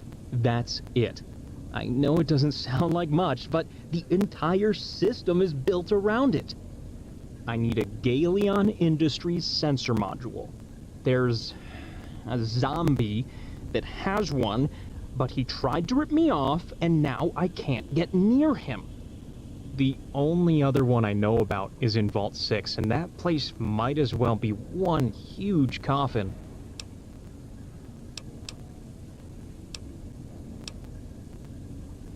The merchant was a zombie, and mutants being mutants, he tried to cheat me. He wanted to sell me the sensor module for more than it's worth. I may have gotten a bit rowdy, and he threw me out. Well, for starters, the vault is huge. It'd be almost impossible to find it there. The real problems, though, are all the ghouls and radiation. There's a reason no one goes there anymore. Yeah, I'll get it eventually, though. Just gotta keep at it. Hi.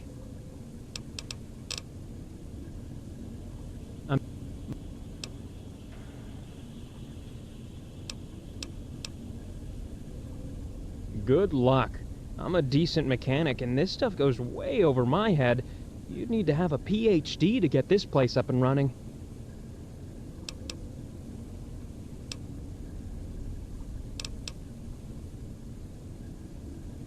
Oh, then they really are gone.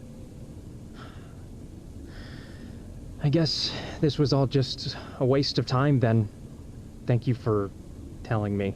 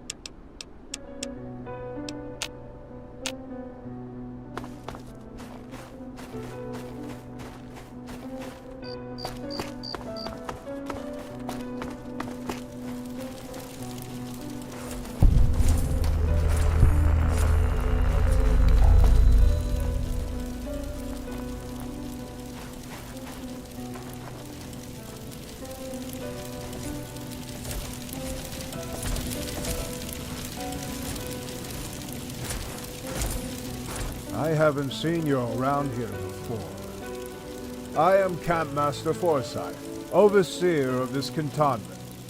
Can I help you with something?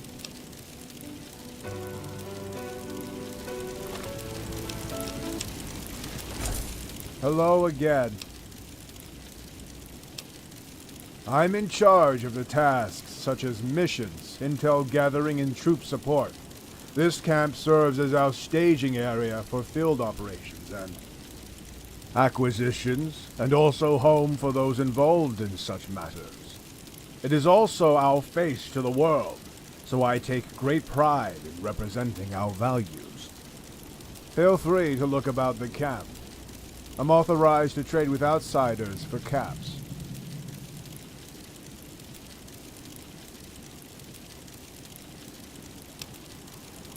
I don't have any food or water to spare, but I'm up to my eyeballs in odds and ends from salvage missions, as well as energy weapon ordnance.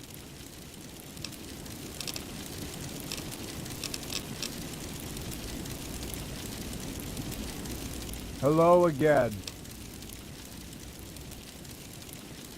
How presumptuous of her. Well, since my assistant Levi passed on, I've fallen behind on my duties. It's very difficult managing all this myself. In fact, a rather important task has fallen to the wayside. The generator for the tower is failing, and we need to replace it or find alternate means. If the power is lost, all those inside the tower will freeze to death. It was a godsend we found it, because we had to abandon tents during our trek, due to a campfire accident that burned them beyond repair. So I want you to take this list of items and procure them for me. It's that simple.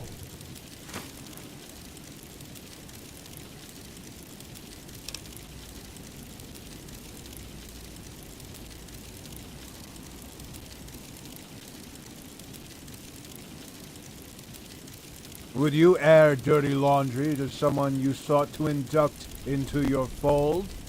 The Dominia can be underhanded at times, chipping away at our image. But that is a personal matter for me to handle. Now, hurry and find those items for me. The generator only has a few days at best.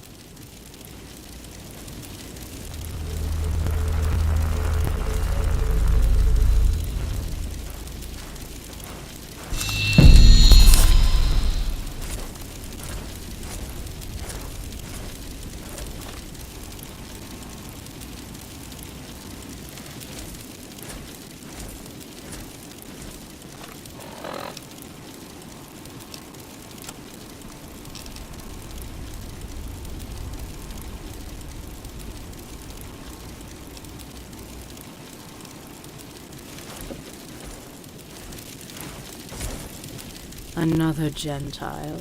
Great. I suggest you finish your business here as quickly as possible. Then leave.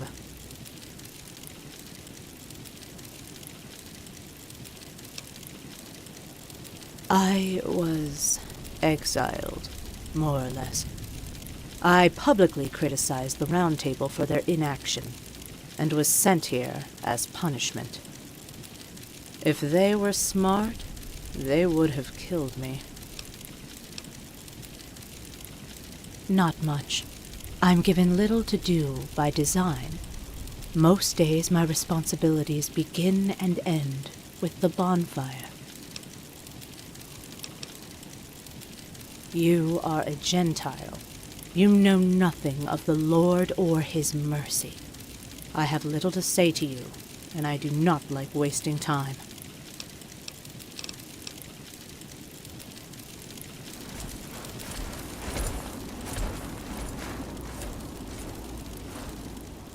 Do I look like I want to be bothered?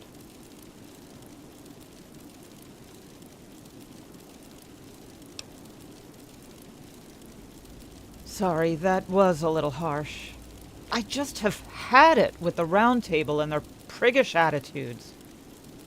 I guess they feel the same about me, too. You see, this camp is the place the Round Table sends anyone they don't like. As for why they don't like me, it's, well, it's complicated.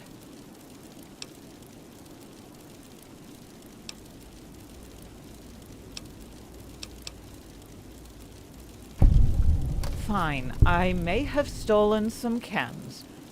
Not to get high or anything, but for my girlfriend.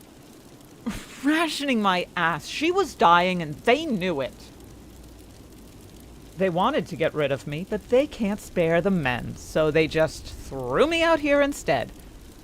Charlene considered that mercy. Bitch.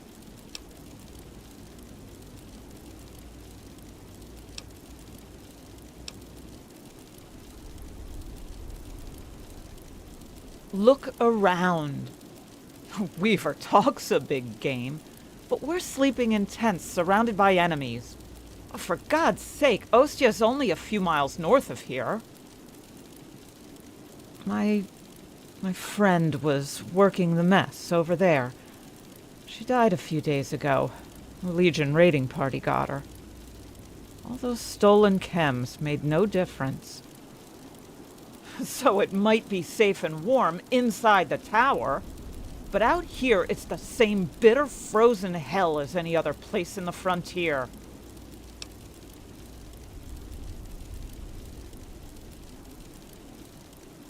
I looked through my friend's journal and learned about Goose Hollow, an NCR civvy town. She's gone now, but I guess she's still looking out for me. The next scouting mission I get sent on, I'm disappearing. I mean, scouts go missing all the time. The frontier is a dangerous place, after all.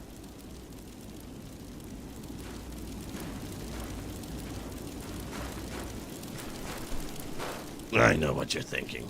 Rusty zombie, palling around with these religious types. Now I've seen it all.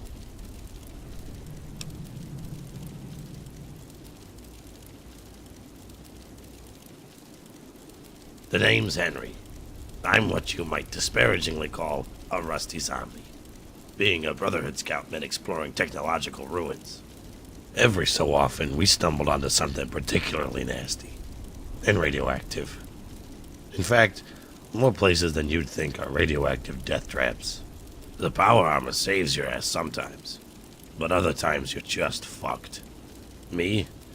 It wasn't barrels of radioactive waste or a leaky nuke. For me, it was ferals and glowing ones. The suit is strong, but it sure as hell ain't agile. A few dozen of those bastards jumped my squad. They wrecked my helmet, and I had to toss it or suffocate. But I got away. And the others... Oh, geez. Didn't mean to get so dark here. So, that's how I got to be a ghoul, which sucks ass on its own. But being in the Brotherhood made that shit a million times worse. It's damn ironic considering I was a royal dick to the last guy this happened to. You might be thinking Rusty Zombie is a Brotherhood slur, but it's not. Scavs made it up for some coolified Brotherhood who lived in the frontier. Apparently that was a long while ago, and they've since moved on elsewhere. I still looked around though, eventually stumbling upon this place. I wasn't one for religion, but it was nice to meet some Brotherhood that didn't cuss me out, spit at me, or throw rocks in my head. All in all, it ain't too bad after a while. I even like some of the stories. Now, I gotta get back to work before I do get cussed out. Take care.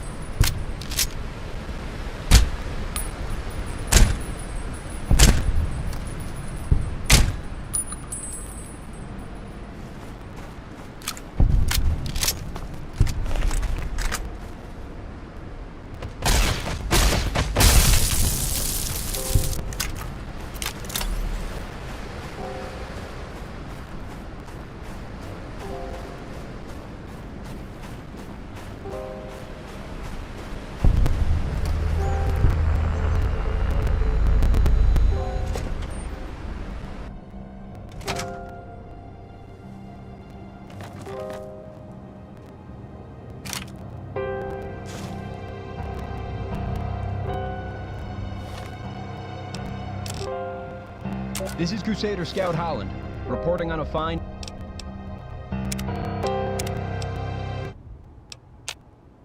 in our expedition into the frozen wastes. After a few days of fighting through the ghouls, my team discovered what appears to be a pre-war restaurant frozen in the glacier. There appears to be another tunnel leading deeper into the glacier.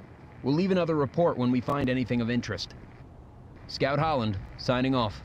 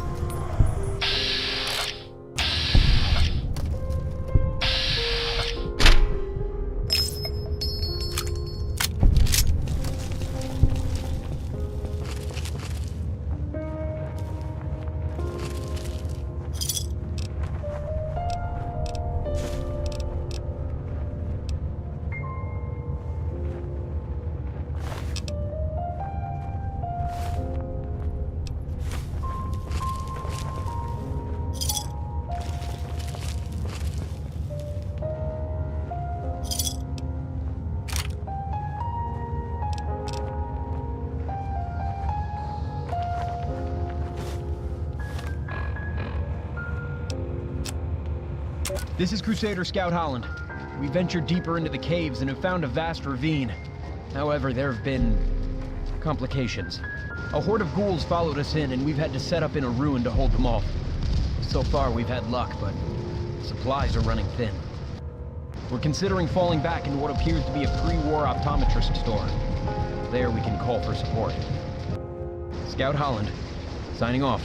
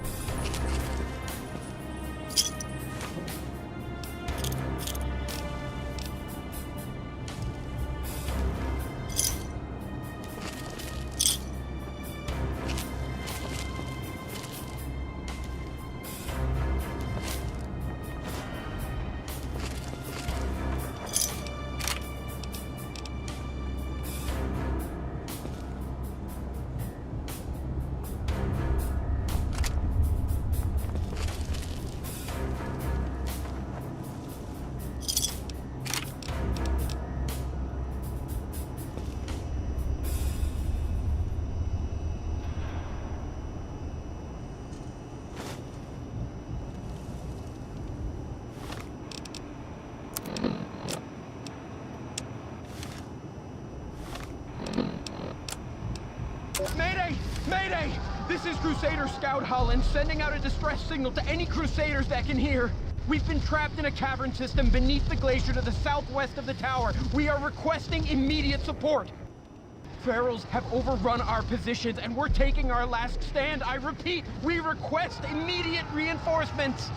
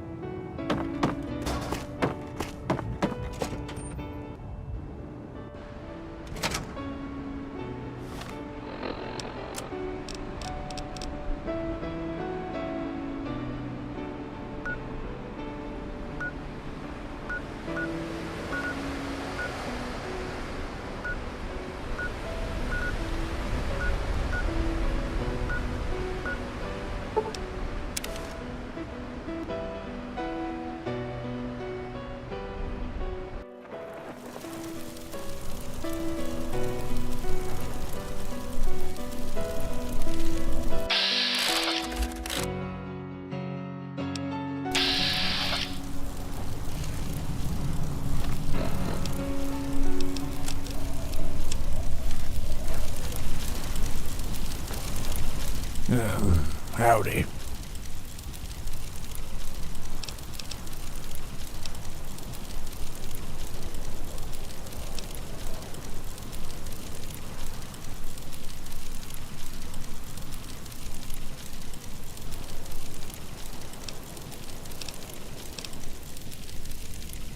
Quiet.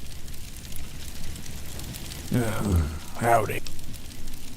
I ain't sell nothing to no stranger. Now get.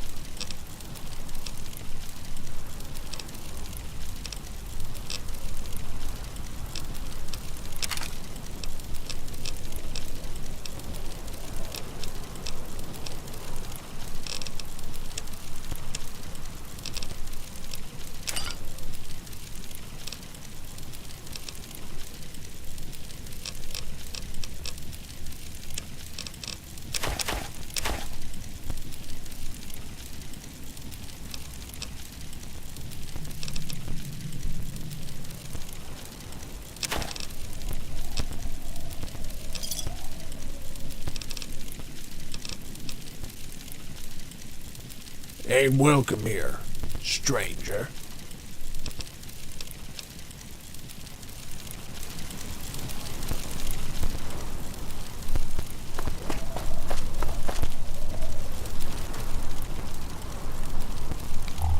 Are you looking to buy something, stranger?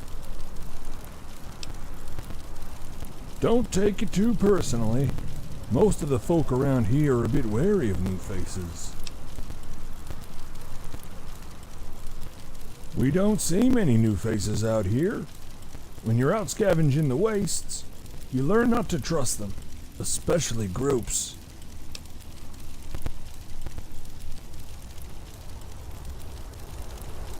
Are you looking to buy some?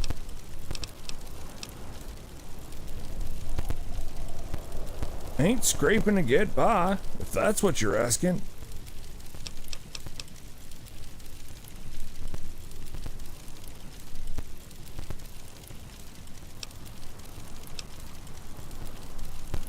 Sure thing.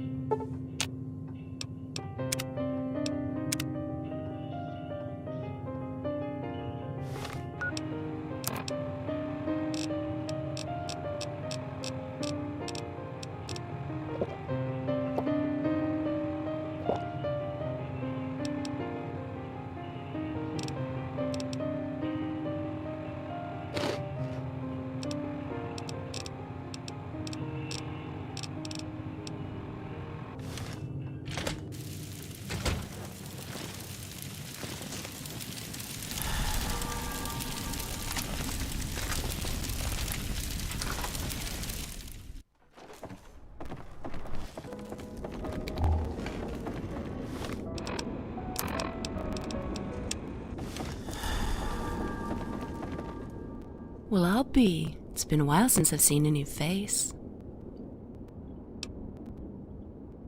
I'm Diana, and this here's my diner. You've got hearing problems, don't you, sweetheart?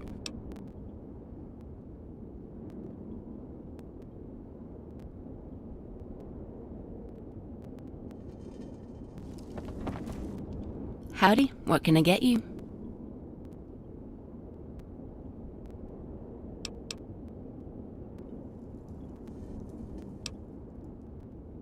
This here's the Skids, place where scavengers come to sell their gear and to get a meal. It's a good place to hold a business, and Clayton keeps most of the troublesome types away.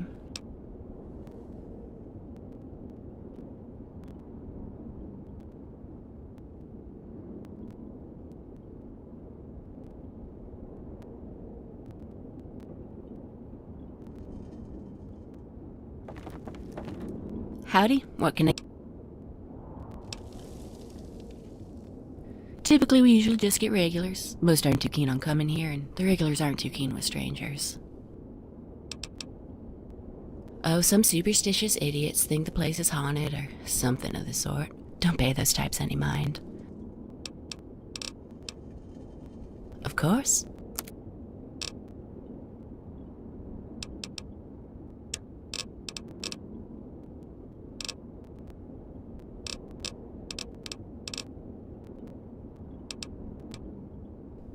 Diana?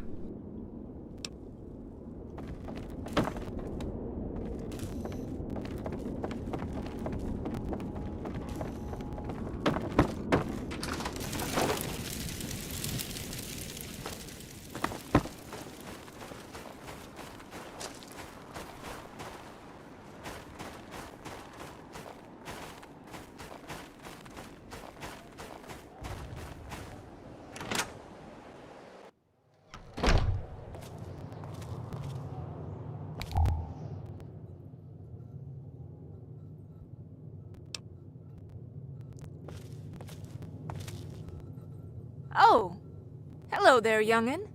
It's been a while since I've had a visitor. Can I get you something to drink? Here you go. It's an old family recipe.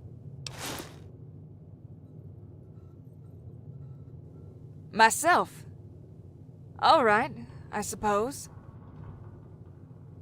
I came here a long time ago from down south with my husband. We settled here during a storm. And we never left afterwards. Of course, he left, but he comes back for nights. I just sit here, waiting.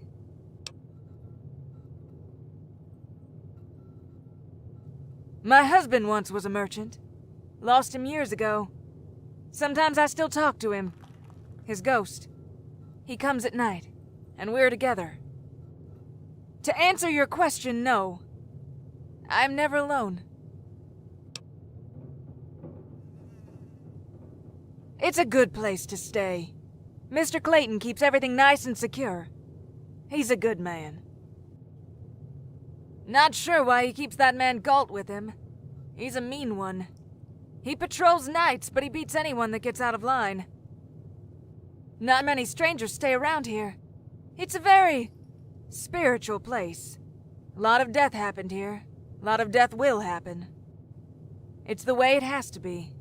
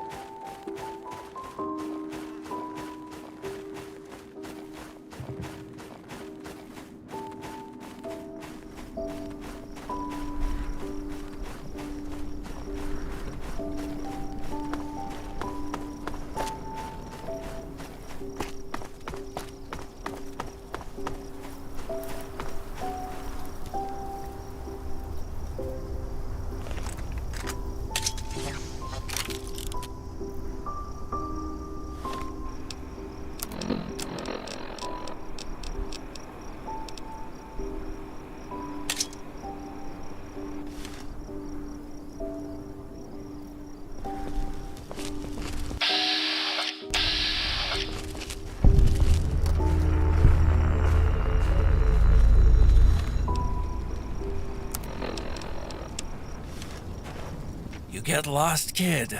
Or maybe you're just here to rob me. Ah, whatever. Take a seat if you want to talk.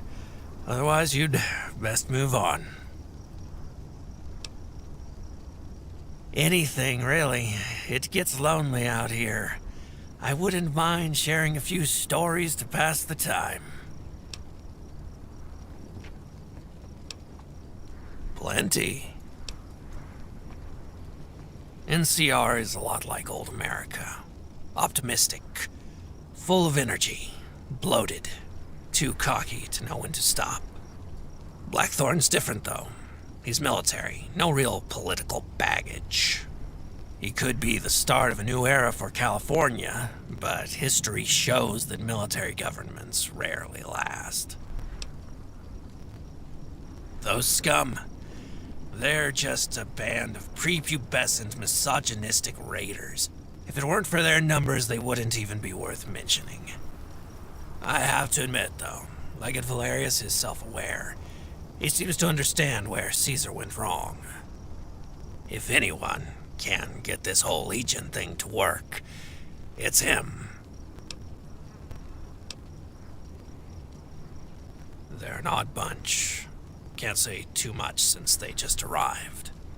From what I can tell, they follow a peaceful belief system, but they're driven by hate. A dangerous combination.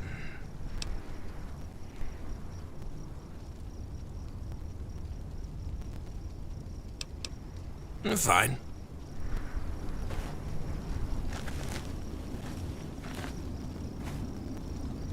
Well, look who's back. I traveled, much like you, I suppose. I wasn't a free agent, though. I was a soldier. One of the best. I fought for America. Fought to rebuild this country. It was a good life.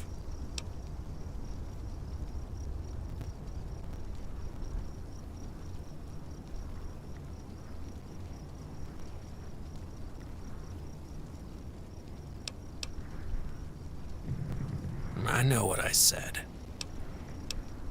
I didn't. Life left me. You know how it is. Power changes hands, and before you know it, you don't recognize anything. But this was different. The new people in charge. They tore out the heart of the group, practically stepped on it. I left as soon as I was able. And from what I heard, I got out just in time. Me? I have plenty to last me, don't worry. But tell you what, if you bring me a beer, I'll give you 15 caps. Bring me an Enclave helmet, and you get 30.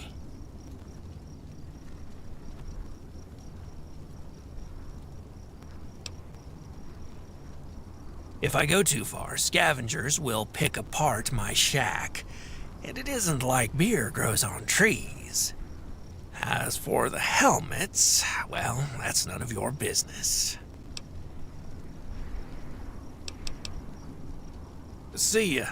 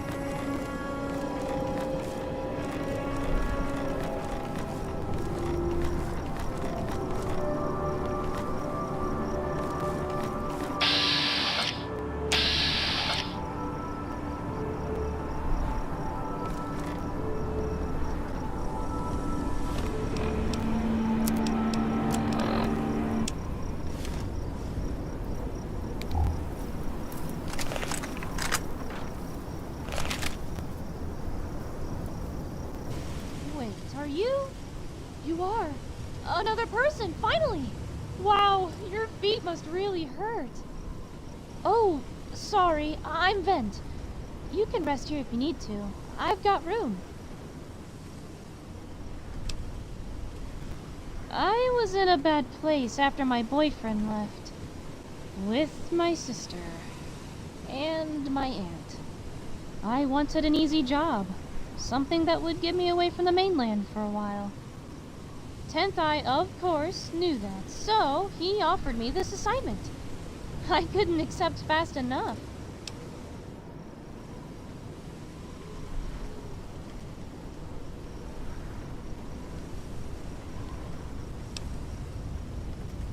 That satellite station over there is pretty much it for landmarks around here.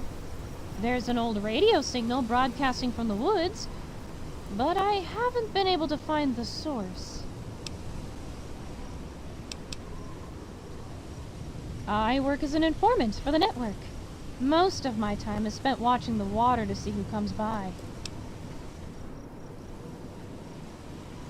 Mostly it's just Lady Margulies' ships on their way to do business with the snowmen. Sometimes I see slave ships from Canada, but they're pretty rare. Beyond that, there really isn't that much to see. Still, Tenth Eye keeps me posted here just in case something actually happens. You heard right. Not all of the network's eyes are mechanical. I'm usually not supposed to tell anyone what I do here, but Tenth Eye wanted you to know the truth. You must have caught his attention. Honestly, I don't know. Okay. Thanks.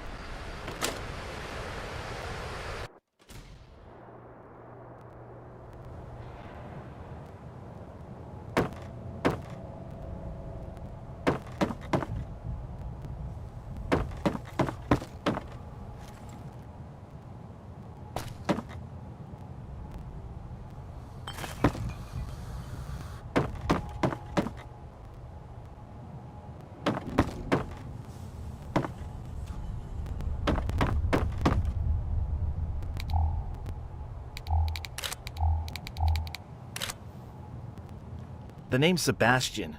Gil Sebastian. And unless you've come on behalf of Boss Carla, we have nothing to discuss. The owner of this establishment. The finest guards from Junkfleet. I wouldn't try anything around them if I were you. Go on then.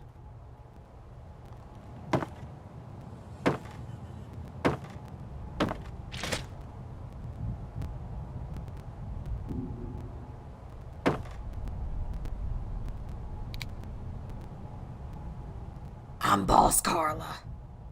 If you're here to talk business, then we talk. Otherwise, get out.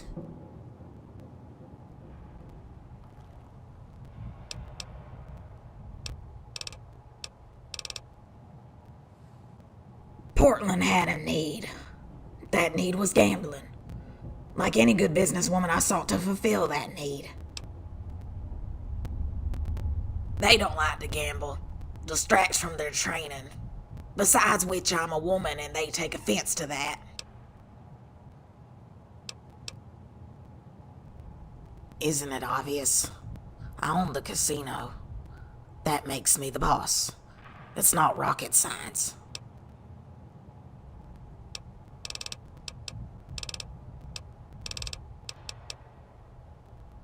I grew up in Salttown.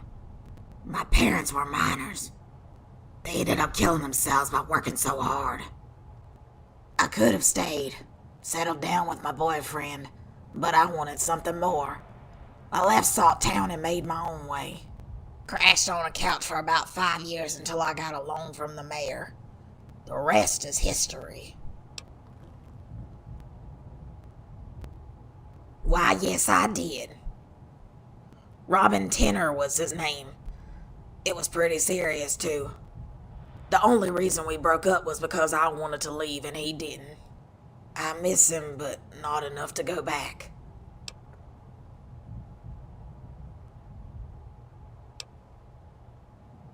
A whole lot more peaceful than the rest of the frontier, that's for sure. But it's also really boring.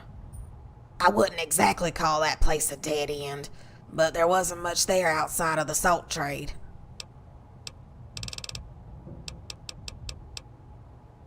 Believe it or not, the casino was actually pretty luxurious a few years back. It was only after that war with the Legion that everything went downhill.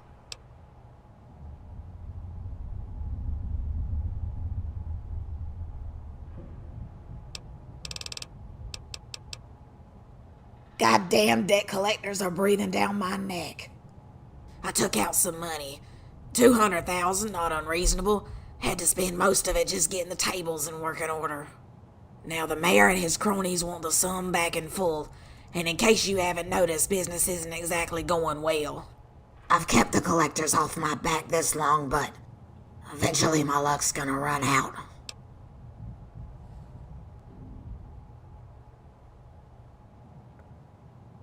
Are you nuts? That's the worst thing that could happen. If he dies, the mayor's kill squad will have our heads.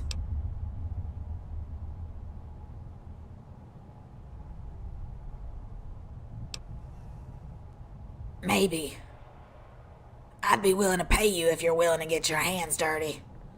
Right now, all I need is some stuff. A Braxo cleaner and 2 fission batteries. If you're serious about helping me, come back with those.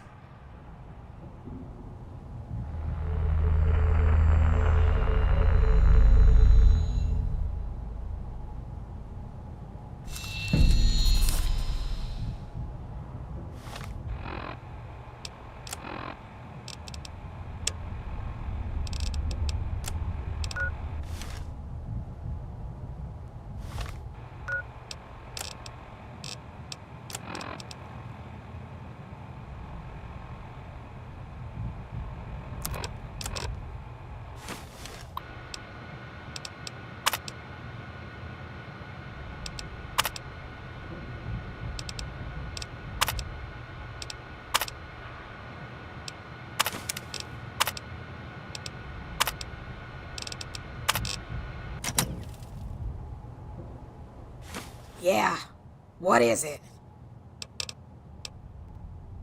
Alright, good. Close the door, make sure you're listening because I'm only gonna say this once. At this point, it's impossible to pay the mayor back, which leaves me only one option. I'm going to have to fake my death, and I'll need your help to do it.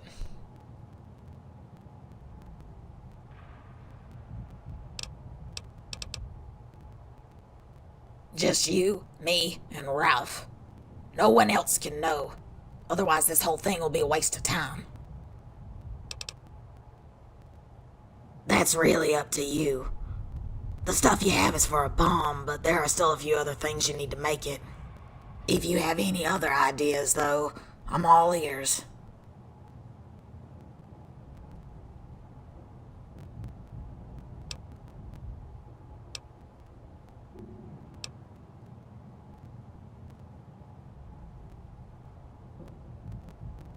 That's a hell of a risk, but I guess it's the best way of making it look like I died. Go ahead.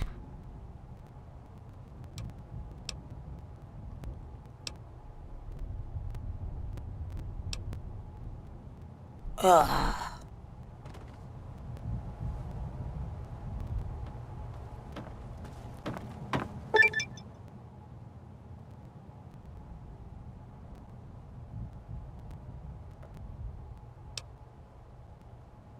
What happened? She's dead? Darn it! We'll never get our cabs back now! This was all a waste of time!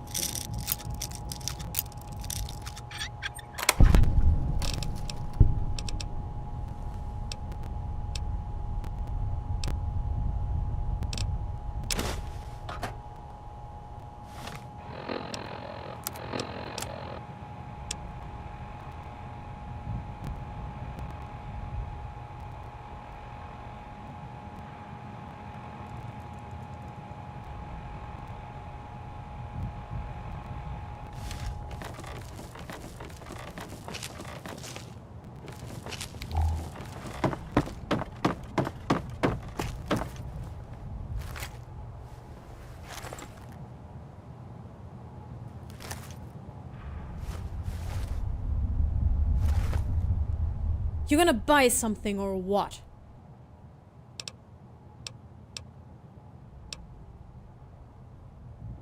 It seems bad now, I know. But this place used to be full of traitors. The war. No one wants to carry goods when you could be ambushed by a legion or corrupt NCR. I haven't had a caravan come by here in years. The only good thing to come out of the NCR was my boyfriend, Joseph. At least until he disappeared without a trace. He's probably dead by now.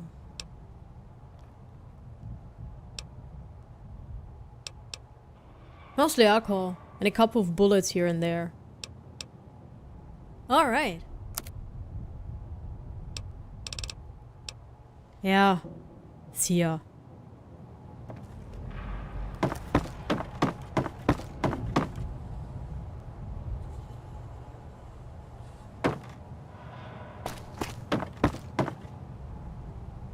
Come on up, friend. My name is Ralph Meridew, floor manager of this fine establishment. May I interest you in a game of cards this evening?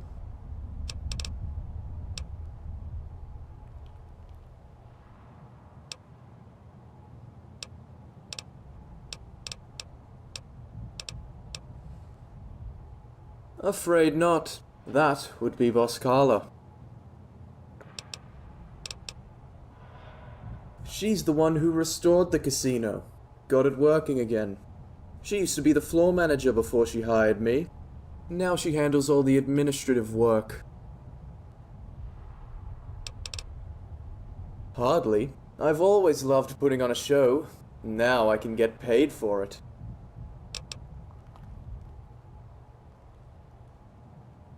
Business? Business is wonderful! Business is beautiful! Business is not great. It wasn't always this way. The Portland Royal used to be filled to capacity. Then the war started. The stadium became a Legion stronghold and people stopped coming. I can't say I blame them. Hard to justify going through a war zone to lose some caps. You're the first fresh face we've seen in the last year. Normally it's just me, Boss Carla, and Temperance.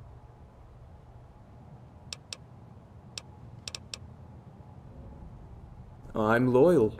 Boss Carla helped me out of a jam a few years back. I owe her my life. She's got nowhere else to go. Made her whole business selling second-hand booze here. She was hit harder than the casino, believe it or not. If that wasn't enough, her boyfriend just vanished one day and never came back. Poor girl. Well, first of all, she's invested too much time into this place to just walk away. Second of all, if she left, that debt collector over there would probably send bounty hunters after her. She's trapped in this place. We all are. That is a good plan.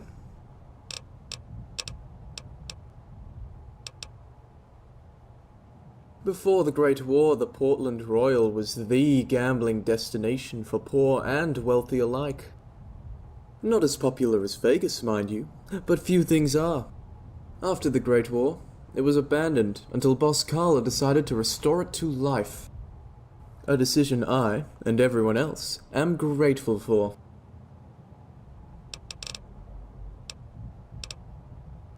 None, as long as we don't serve any NCR patrons. Not hard to do since they don't come here anymore. Be seeing you.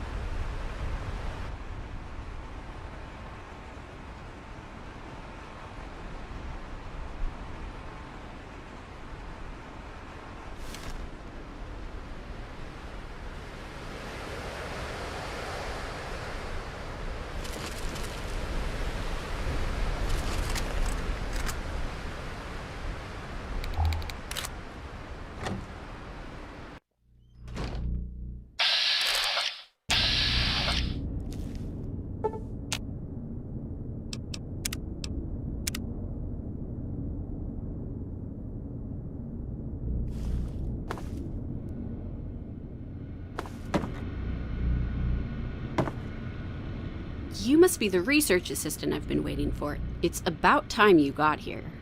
I've compiled all of my notes onto that terminal over there. Once you've finished reading through them, I'll give you your first assignment.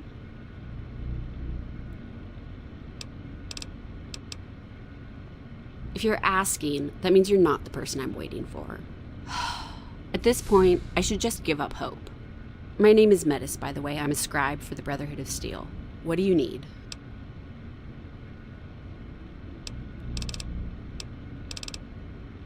This is one of our outposts in the region. We built them shortly before the war against the Republic. They operated for about a year without issue until they all suddenly went dark. I'm sorry, that's classified. I've already told you too much.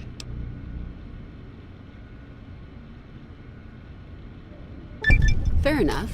I doubt we'll ever reclaim the outposts anyway. There are 2 other outposts in the region. One can be found underneath a house in the residential district. The other was built into a cave north of what we now know to be Snowline Point. You're free to investigate them if you want, but don't expect much.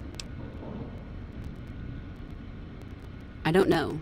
There are no signs of battle, not even scorch marks. It's like the Brotherhood was never here at all. I can't speak for the elders, but the war with NCR started right after the outposts stopped reporting in. Combine that with Elijah's disinterest in the region, and it's understandable why no one ever came to check up on them. Sure. I'm surprised you don't know about us already. We're a group dedicated to researching the technologies of the past so we don't repeat its mistakes. We've fallen on hard times recently, but as always, the Brotherhood endures.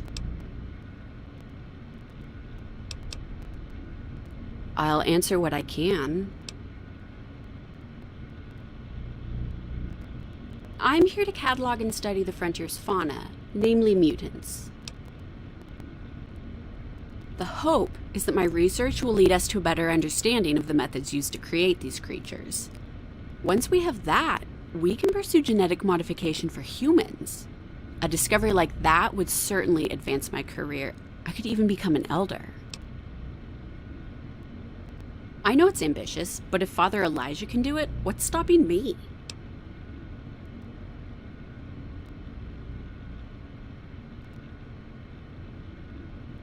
Well, unlike Elijah, I'm not a power-mad sociopath. I also have a basic understanding of military tactics. That's a tough question to answer, but if I had to choose one, I would go with the Mantis Men. They may look like something out of a midnight science fiction feature, but they're incredibly tough and possess a highly adaptive biology. Out of all the mutants, they'll likely last the longest.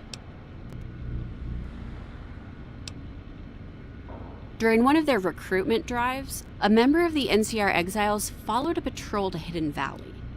The Clod tried to destroy the bunker on his own with a few sticks of dynamite. To the surprise of no one, he was immediately captured and interrogated. McNamara and Hardin grilled him on the Exiles' military capabilities, but I was more interested in the stories he told about the Frontier's mutants. The soldier died, and I decided to dedicate myself to studying these mutants. Officially, he killed himself with a laser pistol that he somehow snuck into the bunker. No one bothered to question why he had one, especially since they aren't standard issue for NCR troopers.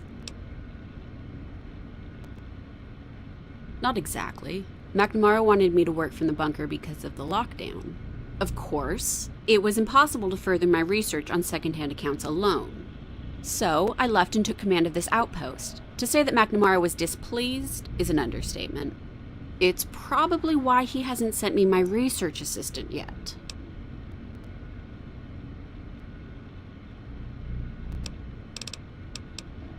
Oh no, you'll never see these things down south, trust me. Their bodies are explicitly designed for a frigid climate. They die of heat stroke almost immediately if they left the region, not that it matters.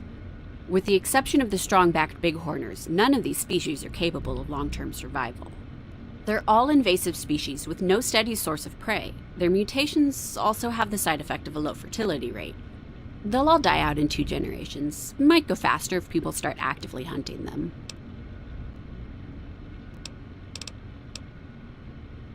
The mutants here display outrageous, at times highly impractical physiological attributes.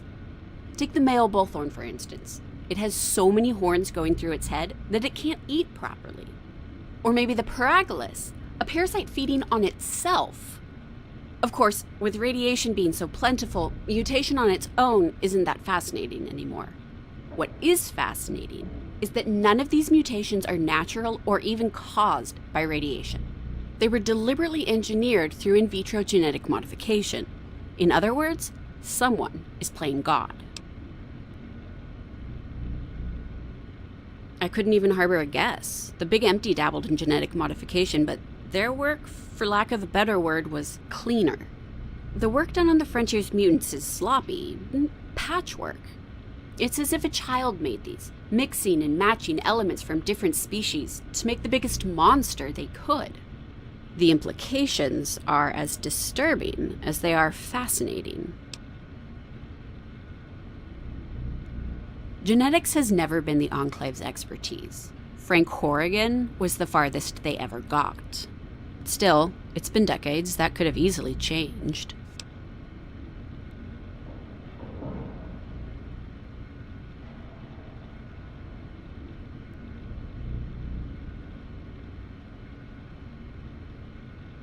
When a creature is mutated by radiation, its DNA is damaged, but that's it. The radiation doesn't add anything new, it just changes what's already there. The same is true of the FEV. It heavily alters your DNA, but it's still your DNA when all is said and done. That isn't the case for the Frontier's mutants. Their DNA is a hodgepodge of different species stitched together. Boar, elephant, spider, human, that kind of intermixing is impossible in a natural environment.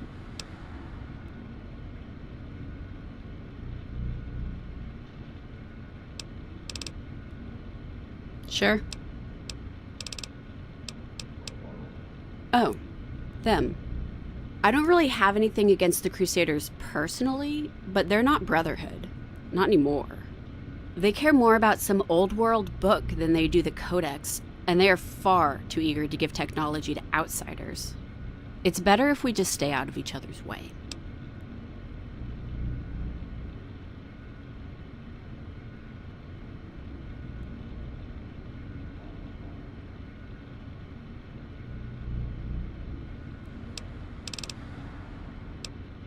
All right.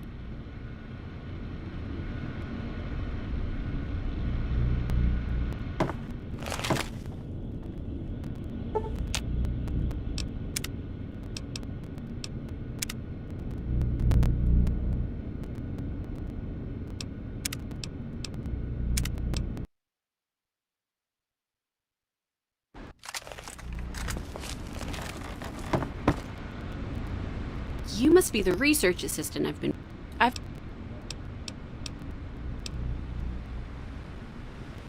That's the spirit. I think we're gonna get along well.